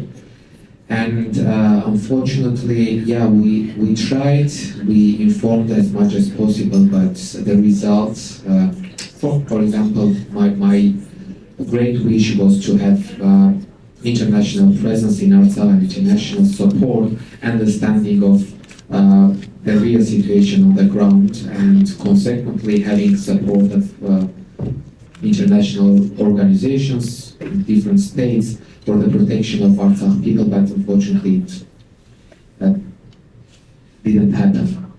That's what also one of the reasons why of Azerbaijani community, which is also very much connected with today's realities when Azerbaijan keeps prisoners, Armenian prisoners in Baku without paying the cost of such, without any reputation damage, without, we just were talking about COP29 being held in Azerbaijan, and this is really some kind of award of Azerbaijan for what Azerbaijan did with the people of Artsakh. So coming to the issue of prisoners of war, hostages, and political prisoners in Azerbaijan, the issue started from the Azerbaijan liberation of 2020. As a result of the 2020 war, hundreds of Armenians were captured by Azerbaijan, not only military staff, but also civilians. And Azerbaijan kept them and transformed their captivity by violating the international humanitarian law. Azerbaijan used this factor as for political bargaining. And they were just releasing some part of the prisoners. It is an obligation on the international humanitarian law, but Azerbaijan was releasing some part of them, gaining some concessions. Mind maps, right? There were mind Not only maps. mind map, but also some concessions from the Armenian side, bringing new demands that, every time this kind of trade, political trade with the people's fate was going on between Armenia and Azerbaijan. And this continues even today. There are 23 people confirmed by Azerbaijan at the moment, but the human rights organizations that are located in Armenia have many proof that the number of Armenian prisoners of war, hostages, is much higher than these 23 people. We have documented, we have many proofs that we overcome the minimum requirement which is necessary to say that these people, other people are also in captivity. But at least we can say that 23 of them are confirmed. Among them, 5 people are from 2020 war, 2 of them civilians. 2 were captured during the blockade, Vagif Khachaturian and Rashid Beklaryan. Just Vagif Khachaturian was kidnapped from the hands of ICRC. 8 are the representatives of our military and political leadership, and 8 are people that were captured as a result of 2023 military operations. Among them, they are civilians and military. And today that they are kept in Azerbaijan, there are illegal cases initiated against these people. There is absence of any transparency about the fate of these people.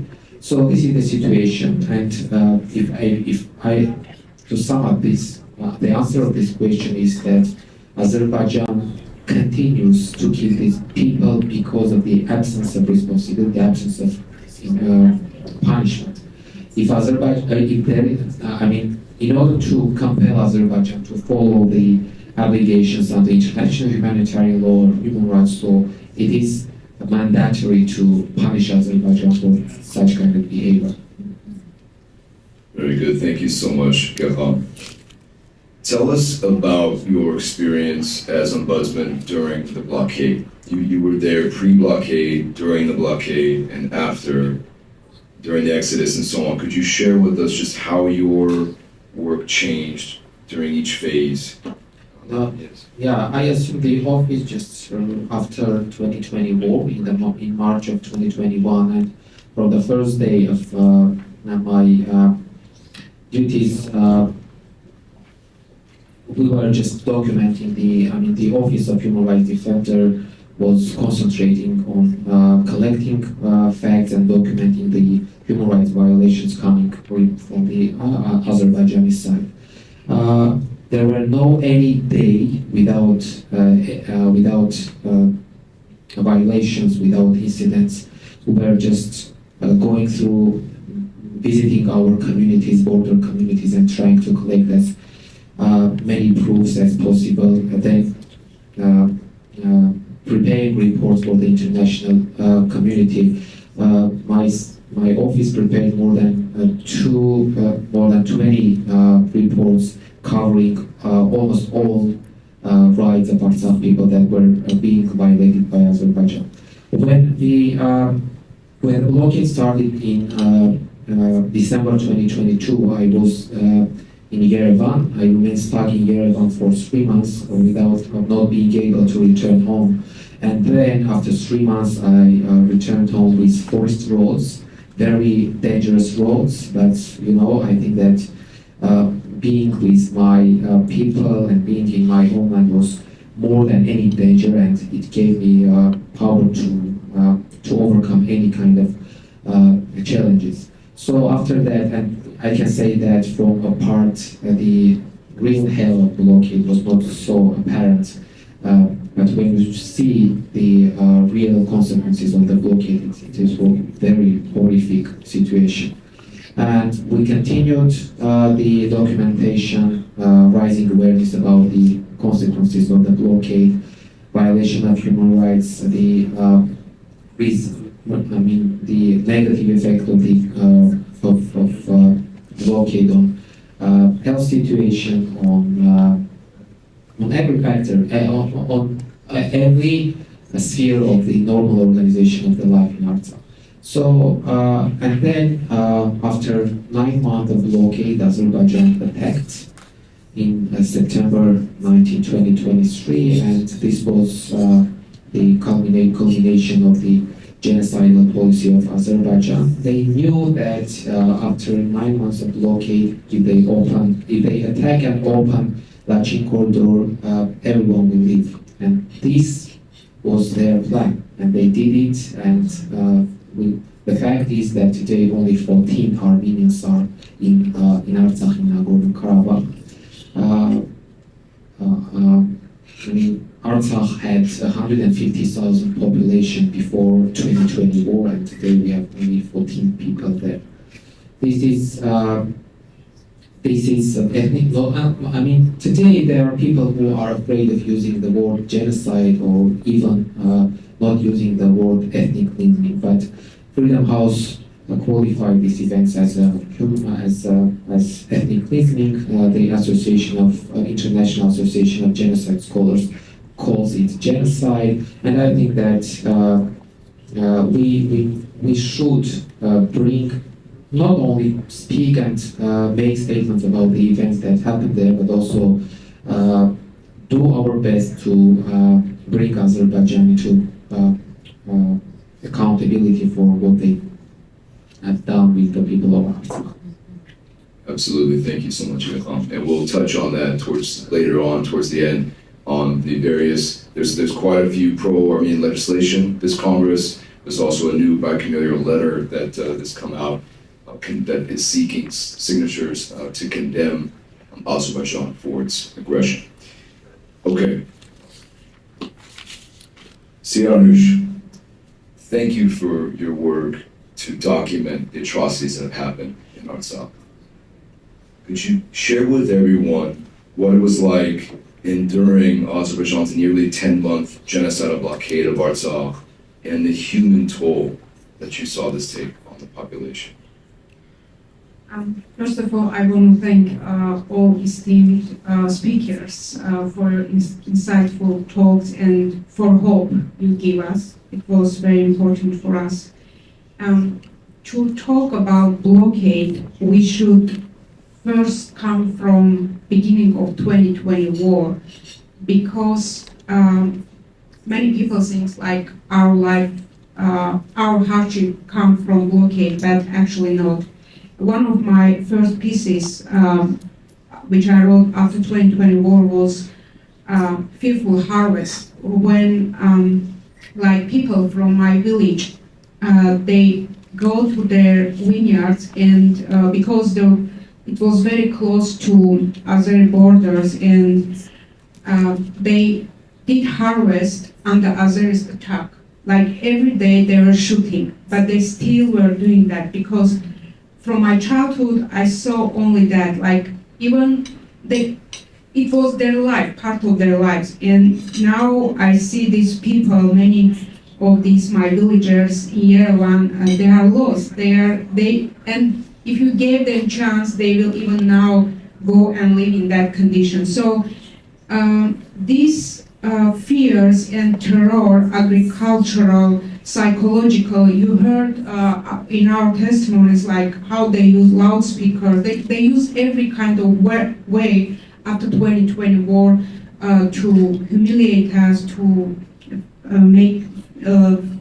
have this fear living there. But of course, the real hardship started during blockade. And again, I will not repeat what were told, but because we are talking about prisoners, I just want to say, like, this is what I really feel, and I described in one of my another piece, like whole Artsakh was like in one big prison, and we all were living in a prison. We just were not given food. Like usually prisoners get food, but we were not given that food. So, and when you heard like they cut electricity, gas, internet, it was not like all one day, you know. It was like they choose this area, they put people inside it, and like animals, they were testing every day something new. Like first day electricity, then gas, and because it was during winter, kids were literally, freezing. Not only kids, of course, we were in our houses, we were like sitting in a cot. So, and at that moment, just imagine when, I think it was in February, when we heard ICJ decision, and first thing, I was happy for my neighbors, Lucine, who was internally displaced from Hadrut. So Lucine, she has 5 kids, and her 6 died during 2020 war, but she was again pregnant during blockade.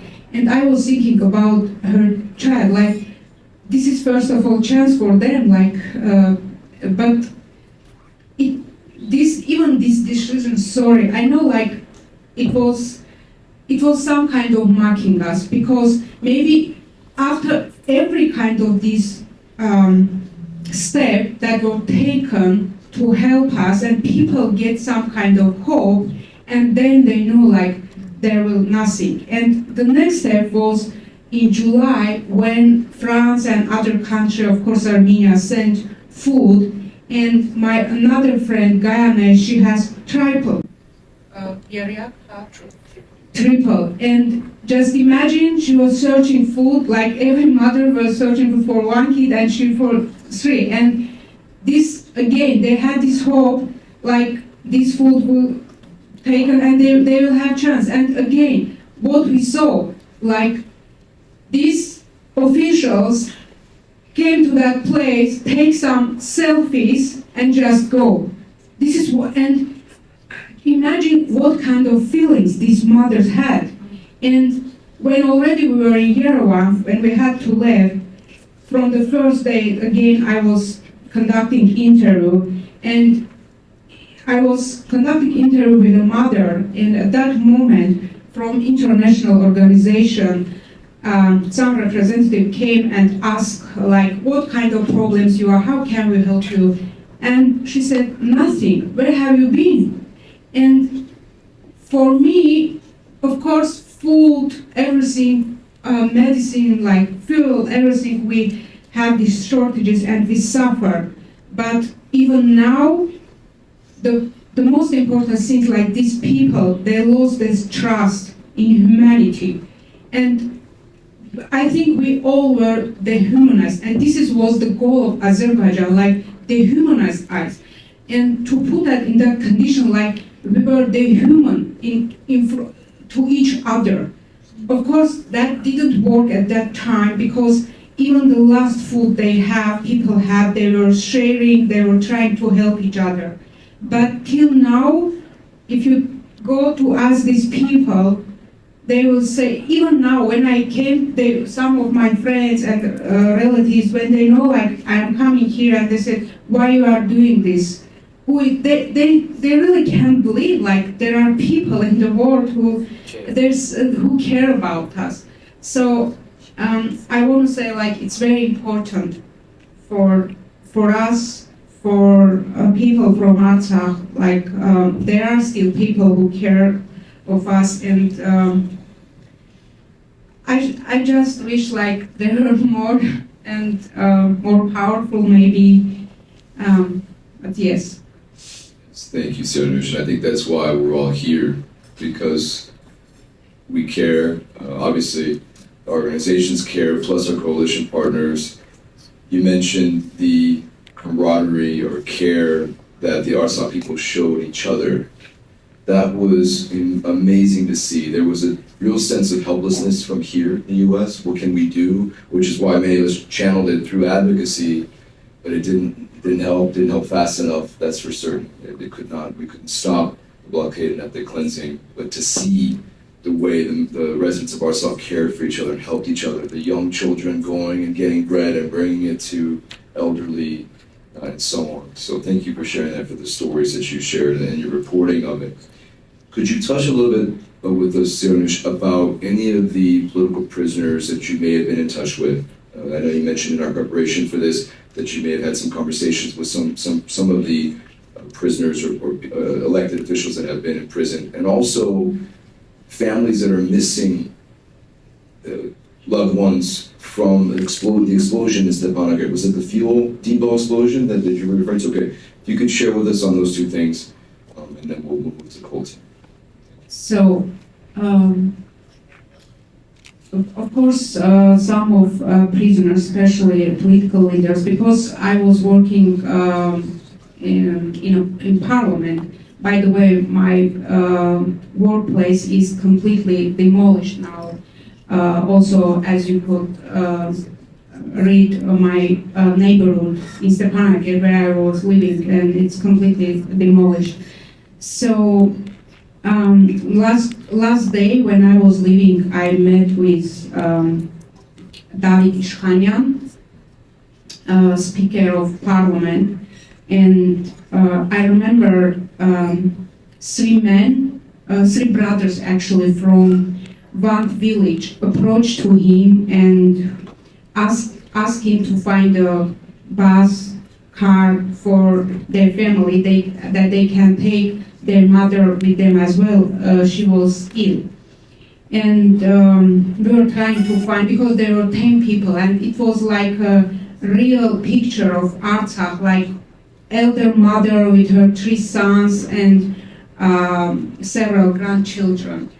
And he was trying to help them, and finally we found a way to how this family can live. And somehow I also feel guilty, like we helping this family, like be uprooted from their place, but it was the only way like they can survive. So coming back to people who lost, when we are talking about numbers of refugees and people were killed. For me, I always tell the stories of human stories. It's not just a number. So you could hear like how Goharine was describing, like she was trying to find a coffin for her son. And there was a moment, it was during this last invasion, when another mother, Zarina, lost her two sons, 8 years old and 10 years old sons. And she was also, I was trying to help find coffin for her sons, and we couldn't. And finally, she just took her sons in a plastic bag to Armenia. And in a photo, there is her third son, Spartak, and he's injured and still has problems. He could blindness. So, so we have other kids, like in one small village, Sarnahdur village, the mayor lost her son, her father, her and her mother-in-law, and these two kids as well, like in just one small village, and we're just trying to protect. They were not doing anything.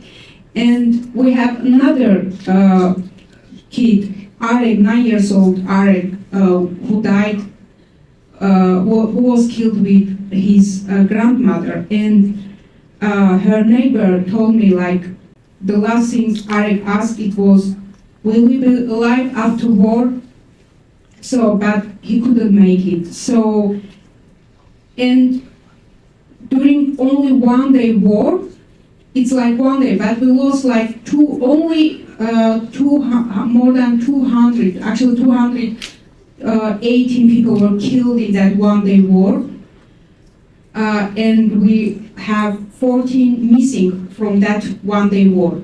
But when people try to leave, just imagine after this 10 months blockade, all this horror, and they will somehow try to find fuel, but because there was blockade, there was no fuel. And the only place where you could find it was under control of army before that. But because we already didn't have army and it was controlled by Azerbaijan, everything.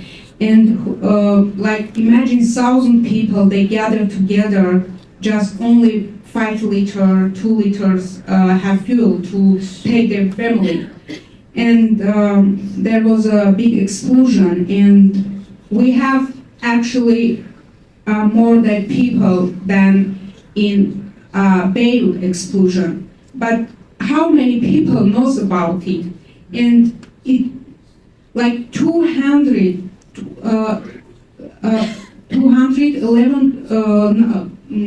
people died and 22 missing, still missing. And during these last 2 months, I was conducting interview with these families.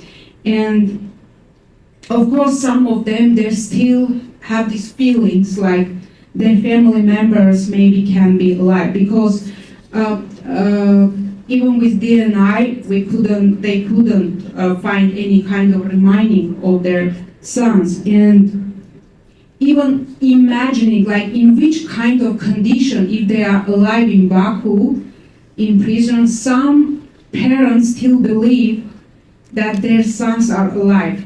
But I was talking with also Gayane, her story was published that today, and she said, like, I would prefer, like, my son die, because I can't imagine in which kind of condition he could be in a prison. And I remember, because we are talking about prisoners, during 2020 war, when Azeris were very close to Stepanak, Shushi, and our former president, Aray Karatunyan, gave a speech, maybe you remember, and he said it was like a call for all Armenians come and help to protect Shushi. And I remember in a hotel there were all journalists from different countries, and they were preparing their stuff, like, and I asked what's going on, and they said, well, you know, during this night, it seems Azeris will reach to Stepanakert. And I said, what are you talking about? There are still 20,000 people in shelters. They will kill all of us, and they said, no, they will not kill. You are too many, they will not kill us. So for them, we were like material. And in that hotel, there was me and another woman, a journalist from Armenia, and so there was two guys who had Kalashnikov, and so we just literally asked them if Azeris reach to Stepanakert, they should kill us. And they said, no, why you are talking? Because, of course, nobody want to be killed, but if, like, imagine Armenian women being in, of course, you would prefer definitely to be killed. And next morning, when we wake up and we still were alive and others were not in Stepanakert, there were only a few women in Stepanakert. And when we met and talked to each other, and everyone was thinking, find some kind of way to kill themselves, but only not to be in a prison. Why I'm telling this? Because I know you are working on it, but every day our prisoners in Baku, I imagine which kind of hardship and unimaginable suffering they are going through, and we should do everything. We should do everything to bring these people back. Thank you. If I may, just to add that you asked about the situation with prisoners, I can say that the huge problem is that we do not have access to clear information about these people. Not only Armenian side, but also international organizations, human rights organizations do not have any access. And I know that the only organization that today is trying to have some information about them is the ICRC. They are visiting them 2 or 3 months, and they are trying to connect these people with their relatives. Personally, as an ombudsman, I do not have any contact with them, and ICRC is providing the information only to the relatives of our prisoners and hostages. And I am informed that they are allowed to speak with their relatives just once in a week, 5 minutes. This is the only channel of communication between prisoners and their relatives. And when I speak with their relative, they say that Azerbaijanis just make prisoners to speak only in Russian, to be understandable for them, and limit even this freedom of communication with their relatives. This is the situation, and we really do not know clear and real information about their well-being, about their health condition, about the condition that they are kept there. This is a huge problem, and I think that this problem can be solved only by under a strong international pressure. Thank you for that additional information, Geham. And Senators, thank you so much for your work to cover. And I just want to add about missing people, because I have every day I am contacting to them. So for them, it's very important what they are asking to go back to that place. We have missing people from, as you know, from September attack, military attack, and from this explosion. So for these families, it's very important at least to go there again. Maybe they could find some remainings. So for them, it's very important. But Azerbaijan even not allowing them to that. So we should raise this question as well, like they can have access to that place. Thank you. Colton, thank you for the work you're doing. I want to touch on this. First, if you could just briefly inform everybody about the International Christian Concern, the organization, and your role with the ICC. Sure, yeah, absolutely. Sure, absolutely. ICC is an international humanitarian organization focusing on bringing aid to persecuted Christian communities around the world. We have assistance, which is actually the humanitarian aid aspect of it. We have awareness, which is telling the story of these communities to the largely Western American audience, and then advocacy, which is engaging with government agencies, which is where I am and my coworker Lauren is, who's with me today, where I am. And I am Human Rights Counsel, so I handle a lot of the international human rights and legal issues that come with our work, including with our sanctions investigations. Very good. That's a great segue. So if you could share with everyone the work you're doing to hold Azerbaijan accountable and secure global Magnitsky sanctions against Azerbaijan for its genocide, ethnic cleansing, and imprisonment of Armenian prisoners since 2023 and prior. Sure. So ICC, we previously filed for sanctions against Evan prison in Iran and against a series of Iranian judges back, I'd say, like 5 years ago now.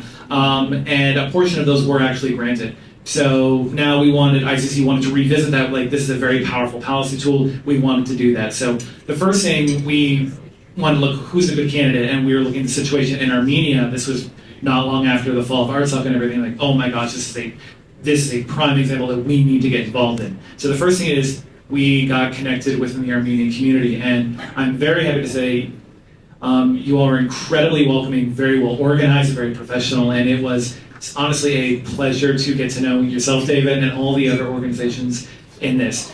Then it was getting the evidence, because you just can't, say, hey, you should probably sanction these people, or that.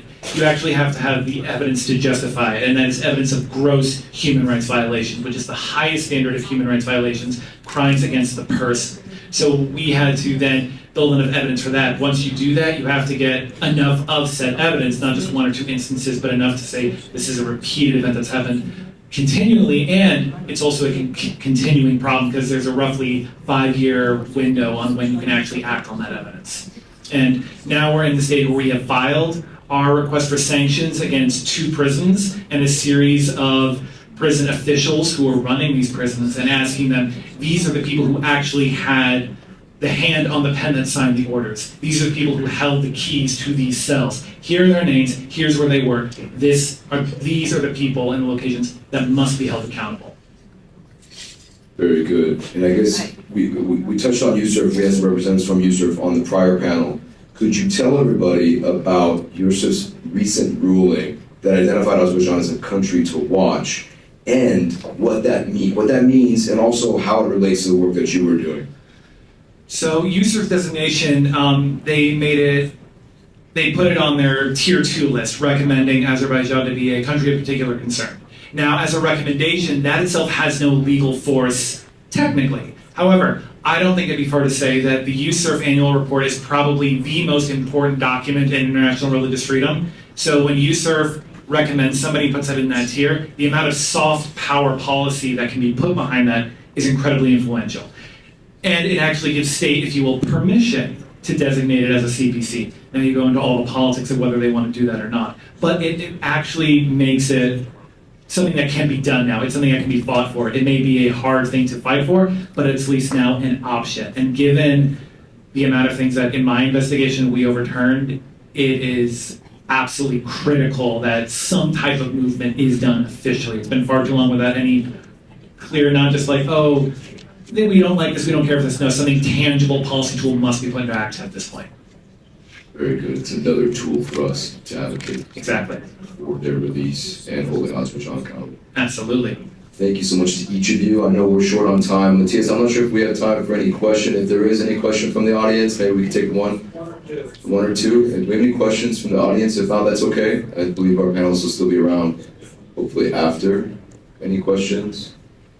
Yes, thank you. This is for Colton. Is ICC interested in doing any activism, like demonstrating outside the Azerbaijan embassy? We did that in 2023, the Save Artsakh group, so I would like to do it again.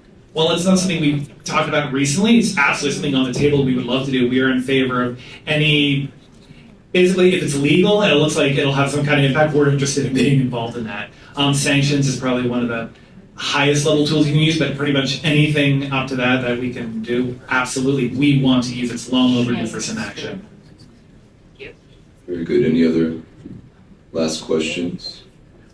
There is an HR bill, HR 8141, Azerbaijan Sanctions Review Act. It was initiated by or led by Representative Titus from Nevada. That is calling for sanctions on more than 40 Azeri officials. There are also bills in Congress, this Congress right now, that are calling for an end to U.S. military funding to Azerbaijan, for robust funding for the Armenians of Artsakh, for also condemning Azerbaijan for perpetuating an ethnic cleansing campaign against the Armenians of Artsakh. There's also the Armenian Genocide Education Act as well, which would give funding to the Library of Congress to build more robust research capabilities for the Armenian genocide. So thank you to each of our panelists. Yes, Colton. I just wanted to say one thing. In the course of looking over the POW testimonies from people who were kept in the prison facilities, the closest word that I could describe the conditions a lot of these POWs were kept in, and I don't see this lightly, were Auschwitzian. If you really want to know how a lot of these prisoners were treated, go to the Holocaust Museum here in DC. That's going to give you a good idea of how Azerbaijan is treating Armenian POWs. And there are POWs currently right now in Baku. They must be given attention and brought back out. And if you want to know what they're going through right now, there's a great example in the city that you can visit. Thank you so much. Thank you.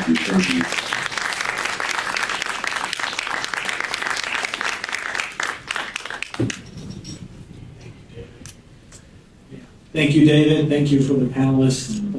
It's very good. Colton, actually, before you go, I had a question, and I wanted to ask you, why is it important for congressional pressure to be placed on these Magnitsky findings?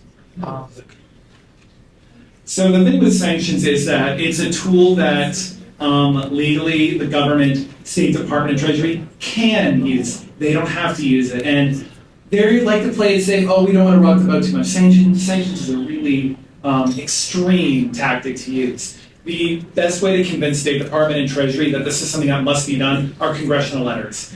Having congressional influence, especially on committees like Foreign Affairs and everything, that say, look, we as representatives of the people, we believe this is the foreign policy interest of the United States and our human rights obligations under international law. That is probably the best pressure you can put on State Department, who is usually pretty reticent, including the Biden administration, which is one of the lowest administrations for using these sanctions. So congressional pressure, more than ever, is extremely important.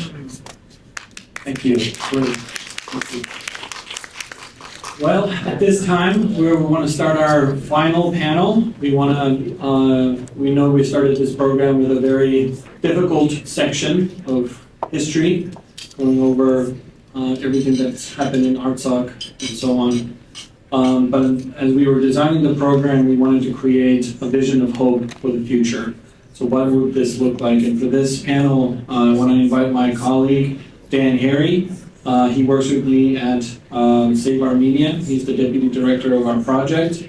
And he will be leading the discussion here with our final panel. So, Dan, thank you.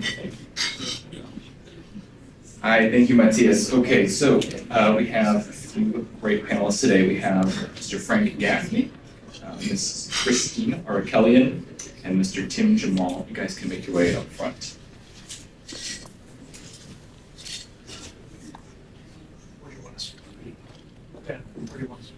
Okay, starting here, these three. I recognize that we are standing in between you and dinner, so we'll be succinct.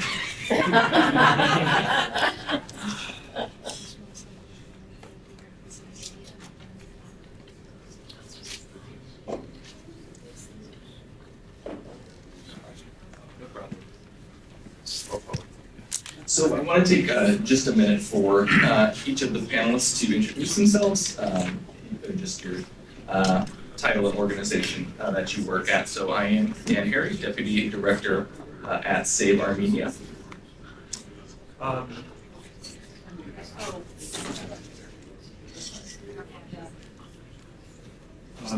This is working. I'm Frank Gaffney. I'm got a couple of hats I'm wearing, but at the moment, I guess my role is that of president of the Save the Persecuted Christians Coalition. Hi, my name is Christine Arkelian, and I'm co-executive director at the 21st Century Project. I'm happy to be here with you today. And I'm Tim Jamal, president of Global Arm. For the team running tech, could you please come up and get the other microphones operational? If that's not possible, we'll roll with it.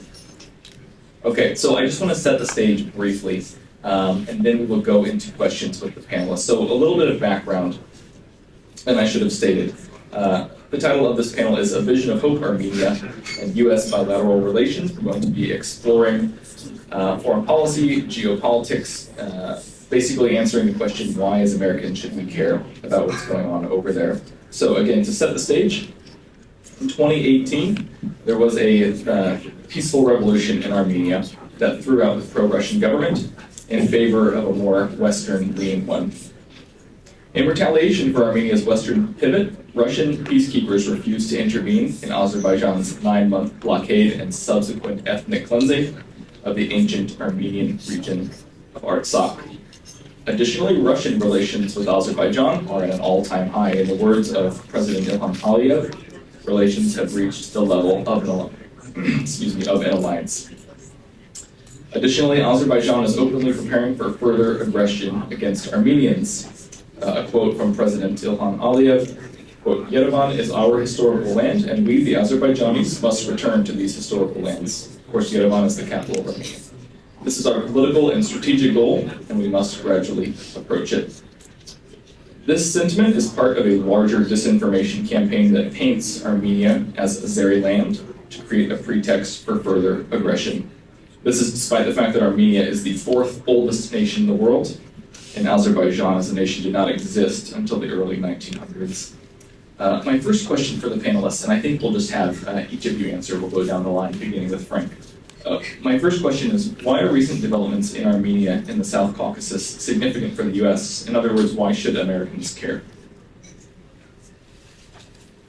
Well, I think there's a couple of reasons why. Obviously, the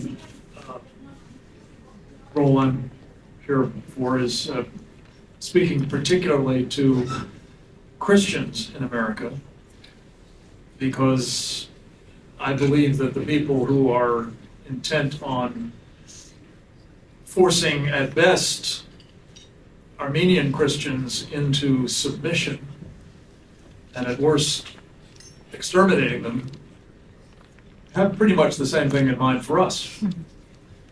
It's a longer-term plan, but it is well advanced, and it is becoming more, I think, the case by the day, that they feel emboldened to believe that their victory is inevitable. I describe these folks as Sharia supremacists. And they come in lots of different flavors and different organizations and sects and so on, but they share that belief that it is Allah's will that they will triumph over everybody else and they will have a caliphate or some kind of global Islamic rule. There are, in addition, of course, some strategic interests in that part of the world that I think are advanced by having a strong relationship with Armenia. I was very impressed, I have to say, with Sam Brownback's presentation. I told him it was the best speech I've ever heard him give, or a number of them. And as I was reflecting on it, it seemed to me, so brief. It was kind of like the Gettysburg Address in a way. It was plain spoken, it's sensible, and commonsensical indeed, but it was a very powerful warning to all of us. And I think he's absolutely right when he said, Armenia is the Christian Israel. And I think we've got a very powerful strategic interest in both. Hi. So Armenia is at the crossroads of Europe, the Middle East, and Central Asia. And I think most people agree that we have a global competition with China at this point, okay? And in terms of the prioritization of our competitors globally, I think China would be at the top of the list for most people. As Armenia goes, so our competition with China globally goes. Let's sort of set the stage for our discussion. I'm not sure exactly how much time we have, but let's just be clear. Turkey has applied to be a member of BRICS. Azerbaijan has applied to be a member of BRICS. Georgia is now a strategic partner of China and has new investments going into a new Chinese port on the Black Sea called Anaplia. Okay? This is a very strategic port. It is a deep sea port. Okay? Deep sea ports are the most important ports that you can possibly have. Okay? Then we turn to Iran. That's its own country, which I think I don't need to go into in terms of the hostility of that country. And then, of course, you have Russia, omnipresent in the region, but increasingly hostile to U.S. interests globally and taking a very assertive stance. A lot of people don't know this, but people say, why Armenia? Some of those people don't understand that actually Russia and Iran are active in our hemisphere. Okay? Iranian ships actually docked in Brazil last year. That is actually a fact. Russia is active in South America.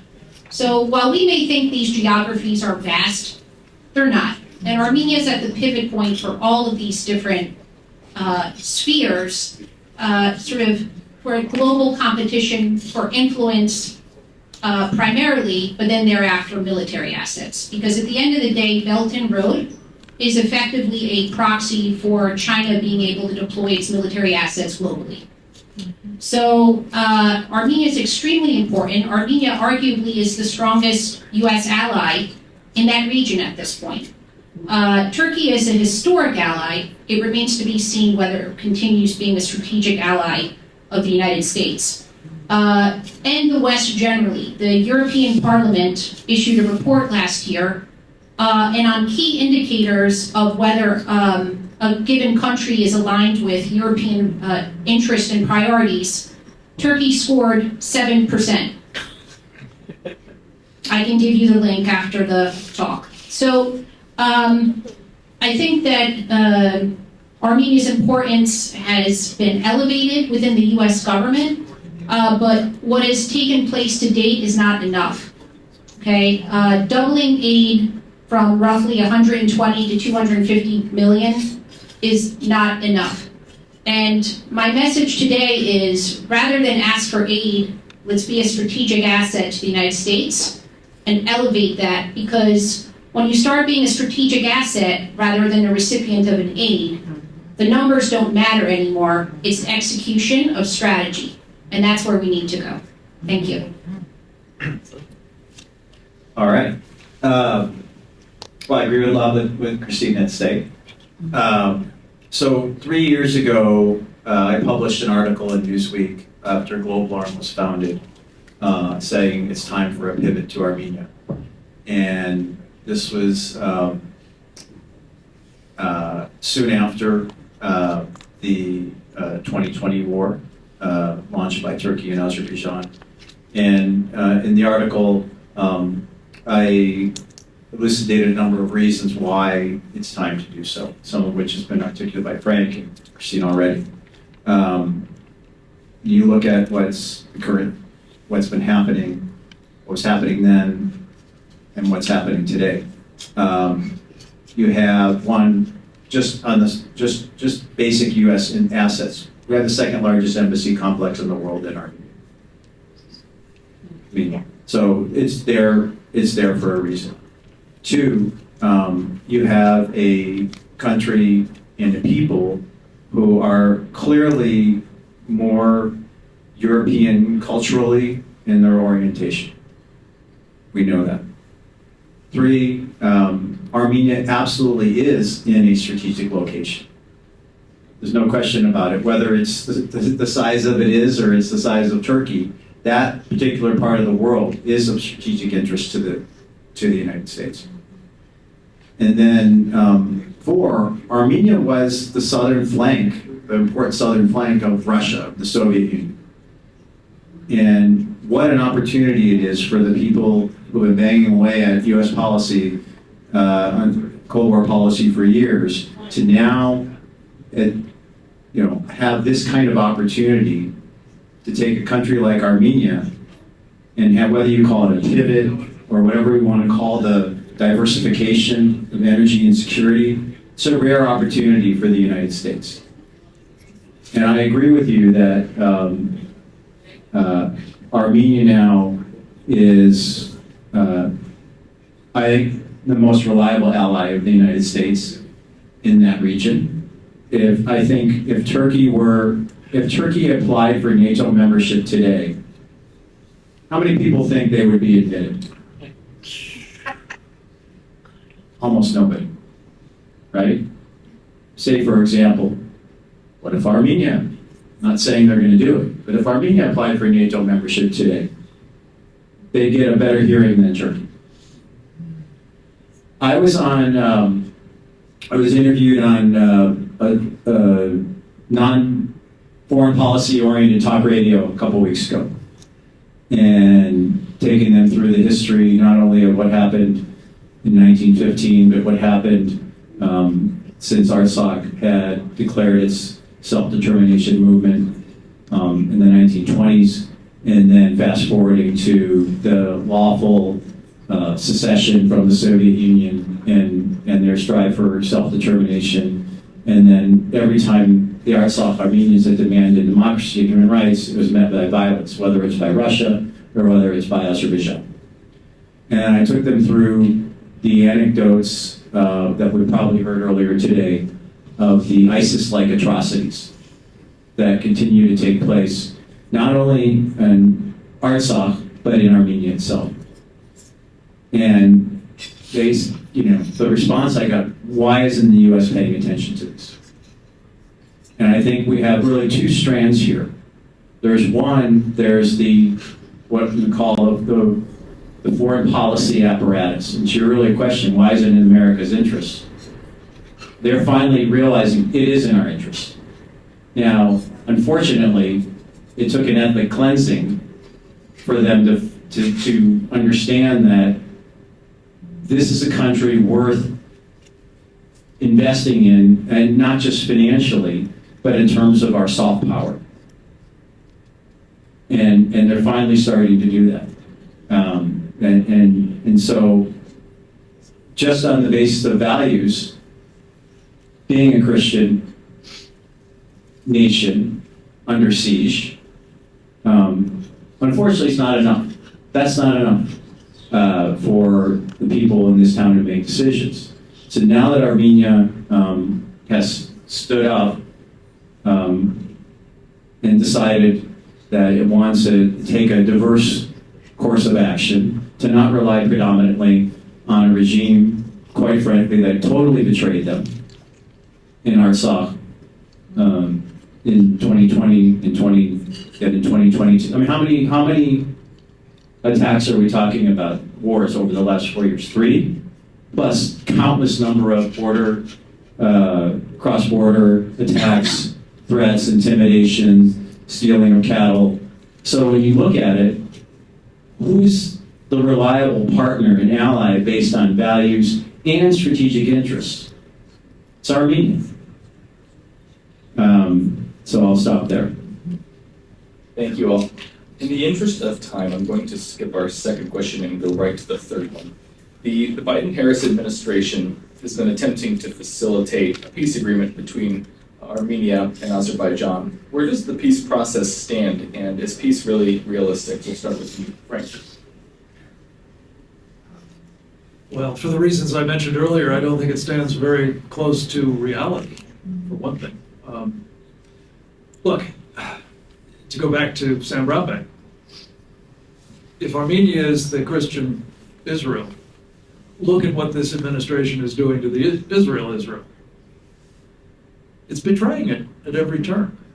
I don't know enough about what their peace plan is or how they're pursuing it with Armenia to say that betrayal is the leitmotif, but I can certainly say that's true in the case of Israel, and it would surprise me if they're not sort of double dealing on this one as well.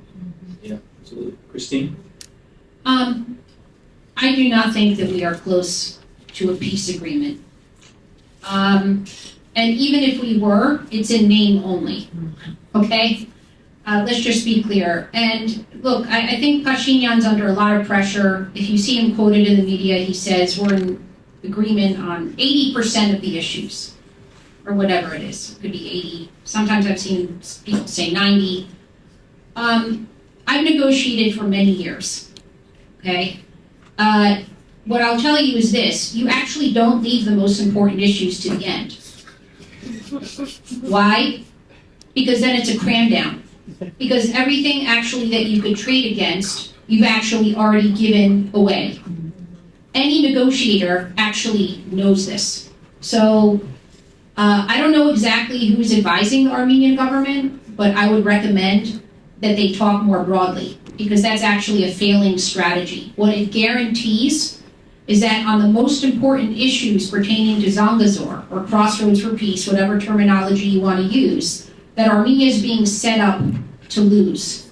So that's point number one. Let's talk point number two. Let's stop pretending that signing a piece of paper solves anything. What solves problems is actually a healthy balance of power in the region that does not facilitate Turkish and Azeri hegemony. Period. None of that has been proposed thus far. You cannot take a country with roughly 20 billion in GDP, put it up next to Turkey and Azerbaijan. UK is now negotiating a renewed free trade agreement with Turkey, okay? Azerbaijan obviously has investments and connectivity to the EU. I give Armenia credit, grew its GDP to 20 billion. But let me share sort of a delta of what Armenia should be like. Let's compare Armenia to, for a moment, Slovenia. Slovenia was actually part of Yugoslavia, again, part of the communist world. Slovenia's GDP is 60 billion, and Slovenia's population is about 2.2 million. So what does that tell you? That tells you that Armenia's lack of connectivity in the region is costing it at least $40 billion, because that is a decent comparison between a country that was part of a Soviet republic that truly has no growth markets by virtue of being in the Eurasian Economic Union, with a country that is part of the West, was part of a communist state, but managed to wrench itself loose, integrate with the West. So that's what you're looking like. So if you really want to have a plan for peace, let's talk about balance of power. Let's talk about integrating Armenia more broadly into global markets, so that the Armenian people, who candidly are among the smartest in the world, we already know we're some of the best looking. We know that. Look at the polls. Okay? Look at them. But we're actually some of the smartest and most entrepreneurial people on the planet too. And so what I would say then is, let Armenia participate in that. Please. Okay? Do not allow it to be dominated by Turkey and Azerbaijan, who are clearly aligning themselves with China. Now, are there going to be difficulties in making this happen? Yes. And candidly, one of the things that has not come up today is the UK. Okay? It's actually really not been a focal point for the Armenian community here in the US as we speak with the United States, because the United States is going to act in concert with its allies. One of our primary allies is obviously the UK. And UK historically, dating back to the 19th century, has viewed the Ottoman Empire and now Turkey as a proxy for its interest in those regions. And if you go back and you actually open the history books, what you'll see is that now, today, UK is a strong ally of Greece, but going back, the UK did not originally support Greek independence. They supported the Ottomans. Okay? It's the same thing for many different conflicts that took place across the 19th and 20th century. And why is this important? It's important because at the end of the day, the US succeeds with its allies. And what that means is basically we have to engage with the UK, address their concerns, okay, and making it a win not just for the United States, but for the West. Brilliantly said. Thank you. Tim? What was the question again? Please. I know, I got lost. Tim gave such a good answer. What are we talking about? I think you want a quick answer, so this, I can see people are almost ready. Yep. The way I look at it is this. We're here, the umbrella of this session is U.S.-Armenian relations, correct? Well, more specifically, it was. Okay. Right, so what I was going to say is,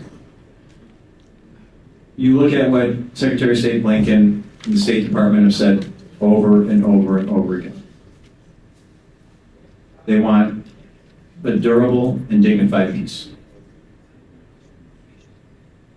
So, to answer your question, are we on a path at the moment for a durable and dignified peace? We're not. Now, how many times over the last 5 years has Azerbaijan violated written agreements?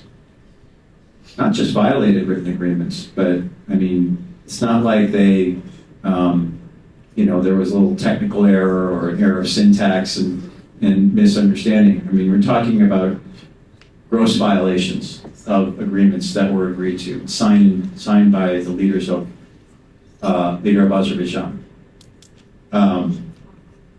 Weren't the prisoners supposed to be all released by now?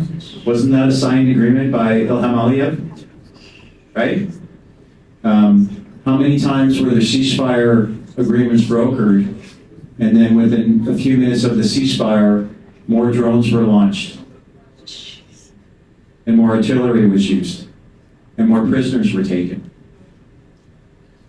You can't have a dignified and durable peace without justice, without accountability, and without reparations. And so without those parameters, you can't have a durable and dignified peace. At the same time, what I've been hopeful on, which I about hope, is what I've been hopeful about, especially the last year is accelerated, for the last 2 years, is that I think for the first time, and I've been doing this a long time, 35 years, I've been involved in U.S.-Armenian relations. Took my first congressional delegation to Armenia and Artsakh in 1995, before the road was built through Lachin with Frank Pallone. And for 35 years, up until about a year ago, the official U.S. policy is to view Armenia and Azerbaijan with parity, meaning as one. So one country is not supposed to get more security or military aid than the other. That's changed. So I view that as a positive step forward, and I think we need to build on that sentiment that is prevalent at the State Department, and frankly, in some parts of the U.S. Defense Department. Build on that, take advantage of those sentiments, but at the same time, we don't sacrifice getting justice for what's already happened. So we have to be able to run in parallel tracks here. Yeah, absolutely. I have one more question. We have about 2 minutes apiece. So it's gonna be hard with this group. Good luck. I think we'll start with Tim, go to Christine, and then Frank will answer it with respect to the upcoming COP29 conference. So simply, what can the United States do to support Armenia? Tim. I'll give you less than 2 minutes. Demand the unconditional and immediate release of the hostages. First, one. Two, a U.S. presence has to be conditioned on the release of the hostages. And whenever presence is there, if there is one sent by the United States, these issues of the hostages, human rights violations, not just, of course, of ethnic Armenians, but of all the Azerbaijanis that are illegally detained in Baku in the dungeons of Aliyev's prison system. these issues should be raised when they're there. Whatever you think of climate change, that's what the conference is about. And climate change is about justice. And if they're going to go, if the U.S. is going to send a presence and talk about climate justice, then they need to talk about human rights justice. And they need to talk about our values. And they think about what is binding us together. And so that's what should happen. And I believe they should move the venue. I think Frank was probably top. I think Frank mentioned it. I agree. We're not going to get them to probably cancel, but they certainly could move and get a new hotel somewhere else. Right. Thank you. Absolutely. Christine? I'm sorry, could you just repeat the question because you broke up? Thank you. Oh, yes, absolutely. I did it in 2 minutes. You did. What can the United States do to support Armenia? Okay, so if it's a top 29. No, Frank's answer is going to be specifically in the context of COP29. No problem. So I think many of you know I did global M&A and strategy for many years, and the market cap was maybe 25 billion, and I'd go and do deals with companies doing, 250 in revenue or something, 250 million. Guys, I'm going to rephrase the question. The question is not what can the United States do for Armenia. From a U.S. perspective, and remember, we're trying to convince the United States, it's what can Armenia do for the United States. Okay, so first of all, let's just talk about a couple important things coming up that don't involve COP, because that's been pretty well covered, although, Frank, again, I greatly appreciate your comments and insights on it. First of all, there's an upcoming election in Georgia, okay? This is going to be outcome determinative for whether Georgia is oriented towards the West or towards Russia, okay? The incumbent party has been in power since 2012. It's called Georgia Dream, okay? They are pro-Russian. We have a new Iranian president, Pezeshkian, who may be a reformist, maybe he's not. There's conflicting information on it, okay? Armenia could be hugely helpful to the United States in terms of providing insight and engaging. Pashinyan was just in Georgia, okay, meeting with some of its leaders. Which way are they going to go? Armenia has the ability to influence, and Armenia also has the ability to influence through its new initiative, Crossroads of Peace. Now, I will say that I think that that initiative is more conceptual rather than, it is not at an implementation stage, okay? A lot of details need to be fleshed out on that. But given that Turkey and Azerbaijan are clearly orienting themselves towards China, and the U.S. initiative announced at the G20 last year, namely the India, Middle East, European corridor, is effectively not going to go anywhere. The U.S. at the moment has no direct counter, okay, to Belt and Road in that region. Now, they do have a new initiative in Central Asia to sort of unify those economies and engage with them, but that's not enough. So how can Armenia be helpful? Engage on all of those strategic priorities, with the assistance of and with the active engagement of the United States government. Thank you. I want to propose that this week be about us doing something to help Armenia. And that it not rely on the United States government to do it, because for reasons that have been explained, I think that's unlikely, or not going to be timely. But we have about 3 months between now and when this conference of parties takes place in Azerbaijan.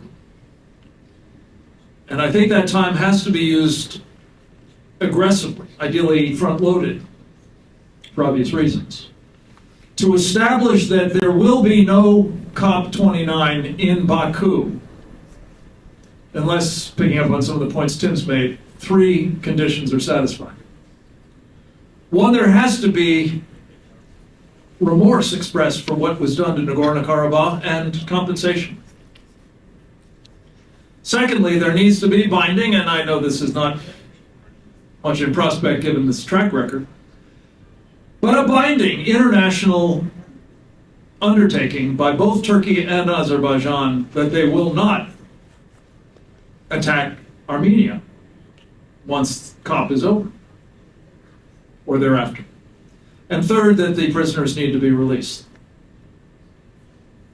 Now, I don't think there's much chance that any of those, let alone all three of those, are going to be satisfied, in which case our purpose has to be to make it impossible for Azerbaijan to host this international conference, something that Aliyev has talked about as an honor, and indeed it is. In fact, the idea that this was given them, this honor, 2 months after Nagorno-Karabakh was raped, is outrageous. So my proposal, which I think we've begun to see a lot of people expressing some interest in, is for the first time, arguably, at least since Pastor Brunson and the same criminal, Erdogan, which was a kind of macro experiment, but at scale, we need to punish perpetrators of anti-Christian, or for that matter, other kinds of persecution of religious believers. And I think we have a unique opportunity to do this by making it clear that anyone involved in COP29, whether they're participants, whether they're hosts, whether they're sponsors, whether they're governments that are engaged, all of them will be not only complicit in dignifying, legitimizing, and yes, honoring what was done to Nagorno-Karabakh, but complicit as well in the predictable bloodletting that will follow in Armenia itself. This must not happen. And I personally believe, with all of the talents of the people of Armenia and people here who are committed to its survival, we can do this. And just a quick aside, many of us were involved in what seemed to be a pretty quixotic effort to persuade the world, the International Olympic Committee specifically, to move what we called the Genocide Games out of Beijing. And that didn't work out, as you know. But in part it was because there was no chance that you were going to find all of the facilities and the infrastructure and the fields and the, centers and so on available on short notice. But finding a conference center,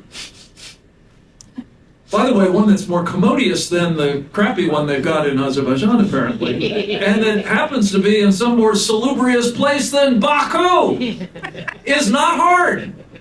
It's actually easy, especially if you got 3 months to do it. So let's get cracking. And if we do it, I think we will materially help Armenia. We will materially improve the relationship between it and the United States. And we can, in fact, turn it into the strategic prize of that region, much as I believe Israel is in the Middle East. Thank you. Hear, hear. Thank you, Frank. Would you all join me in thanking our panelists? I want to thank all of you for coming today. I'm going to turn it over to my colleague, Matthias, to close this out. I'm going to turn it over to my colleague, Dee, to close this out, but also wanted to say thank you to everybody for coming. Those of you who stuck for the whole program, excellent. Thank you for cheering us on. Thank you. So, those of you who know me know that my faith in Jesus Christ animates my very being and all of the work that I am about. And as I look towards Armenia and see this oldest Christian nation in the world who has never wavered on that belief, I recognize how close what has happened to Armenia is similar to the way of the cross for our Lord Jesus. And in fact, he, in Matthew 16:24, said, "If whoever wishes to be my disciple must deny themselves, pick up their cross, and follow after me." And it gives me shivers even to think that this is Armenia. Armenia is the example in the world, the sacrament in the world, a visible sign in the world of Christ on the cross. And we, each one of us in this room, are called to be Simon on the way of the cross. They are tired, they are beaten, they have fallen 3 times and stood again, but they need us to come in and help them bear the weight of the cross.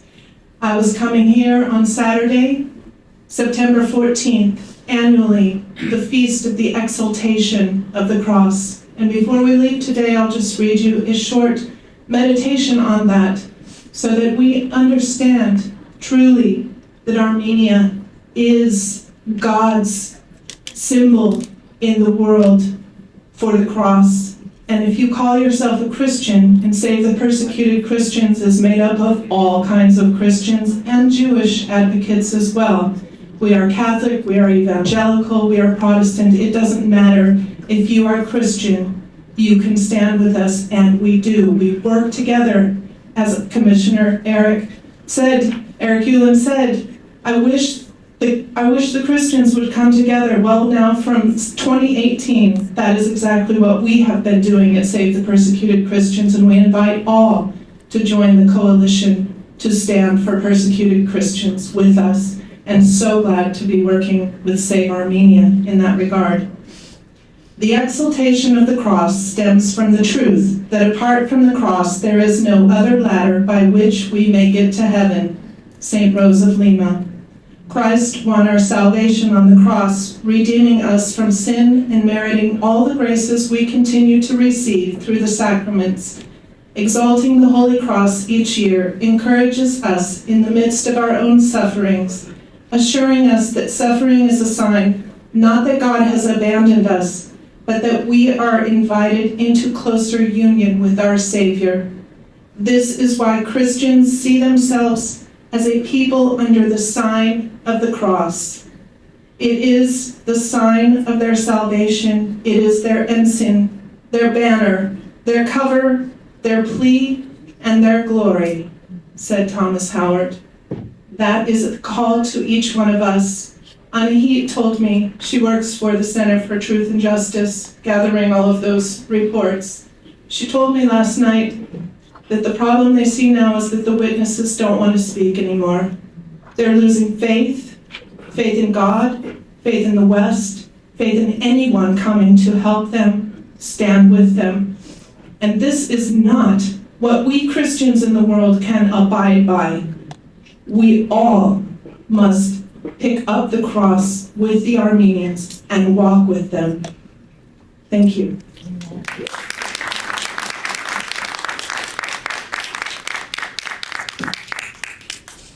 Well, that was powerful. Goodness, thank you, Bibi. Thank you all for being here today. I'm excited to catch up with a few of you here as the program ends, and thank you to all of our panelists. Thank you. Bless. Thank you.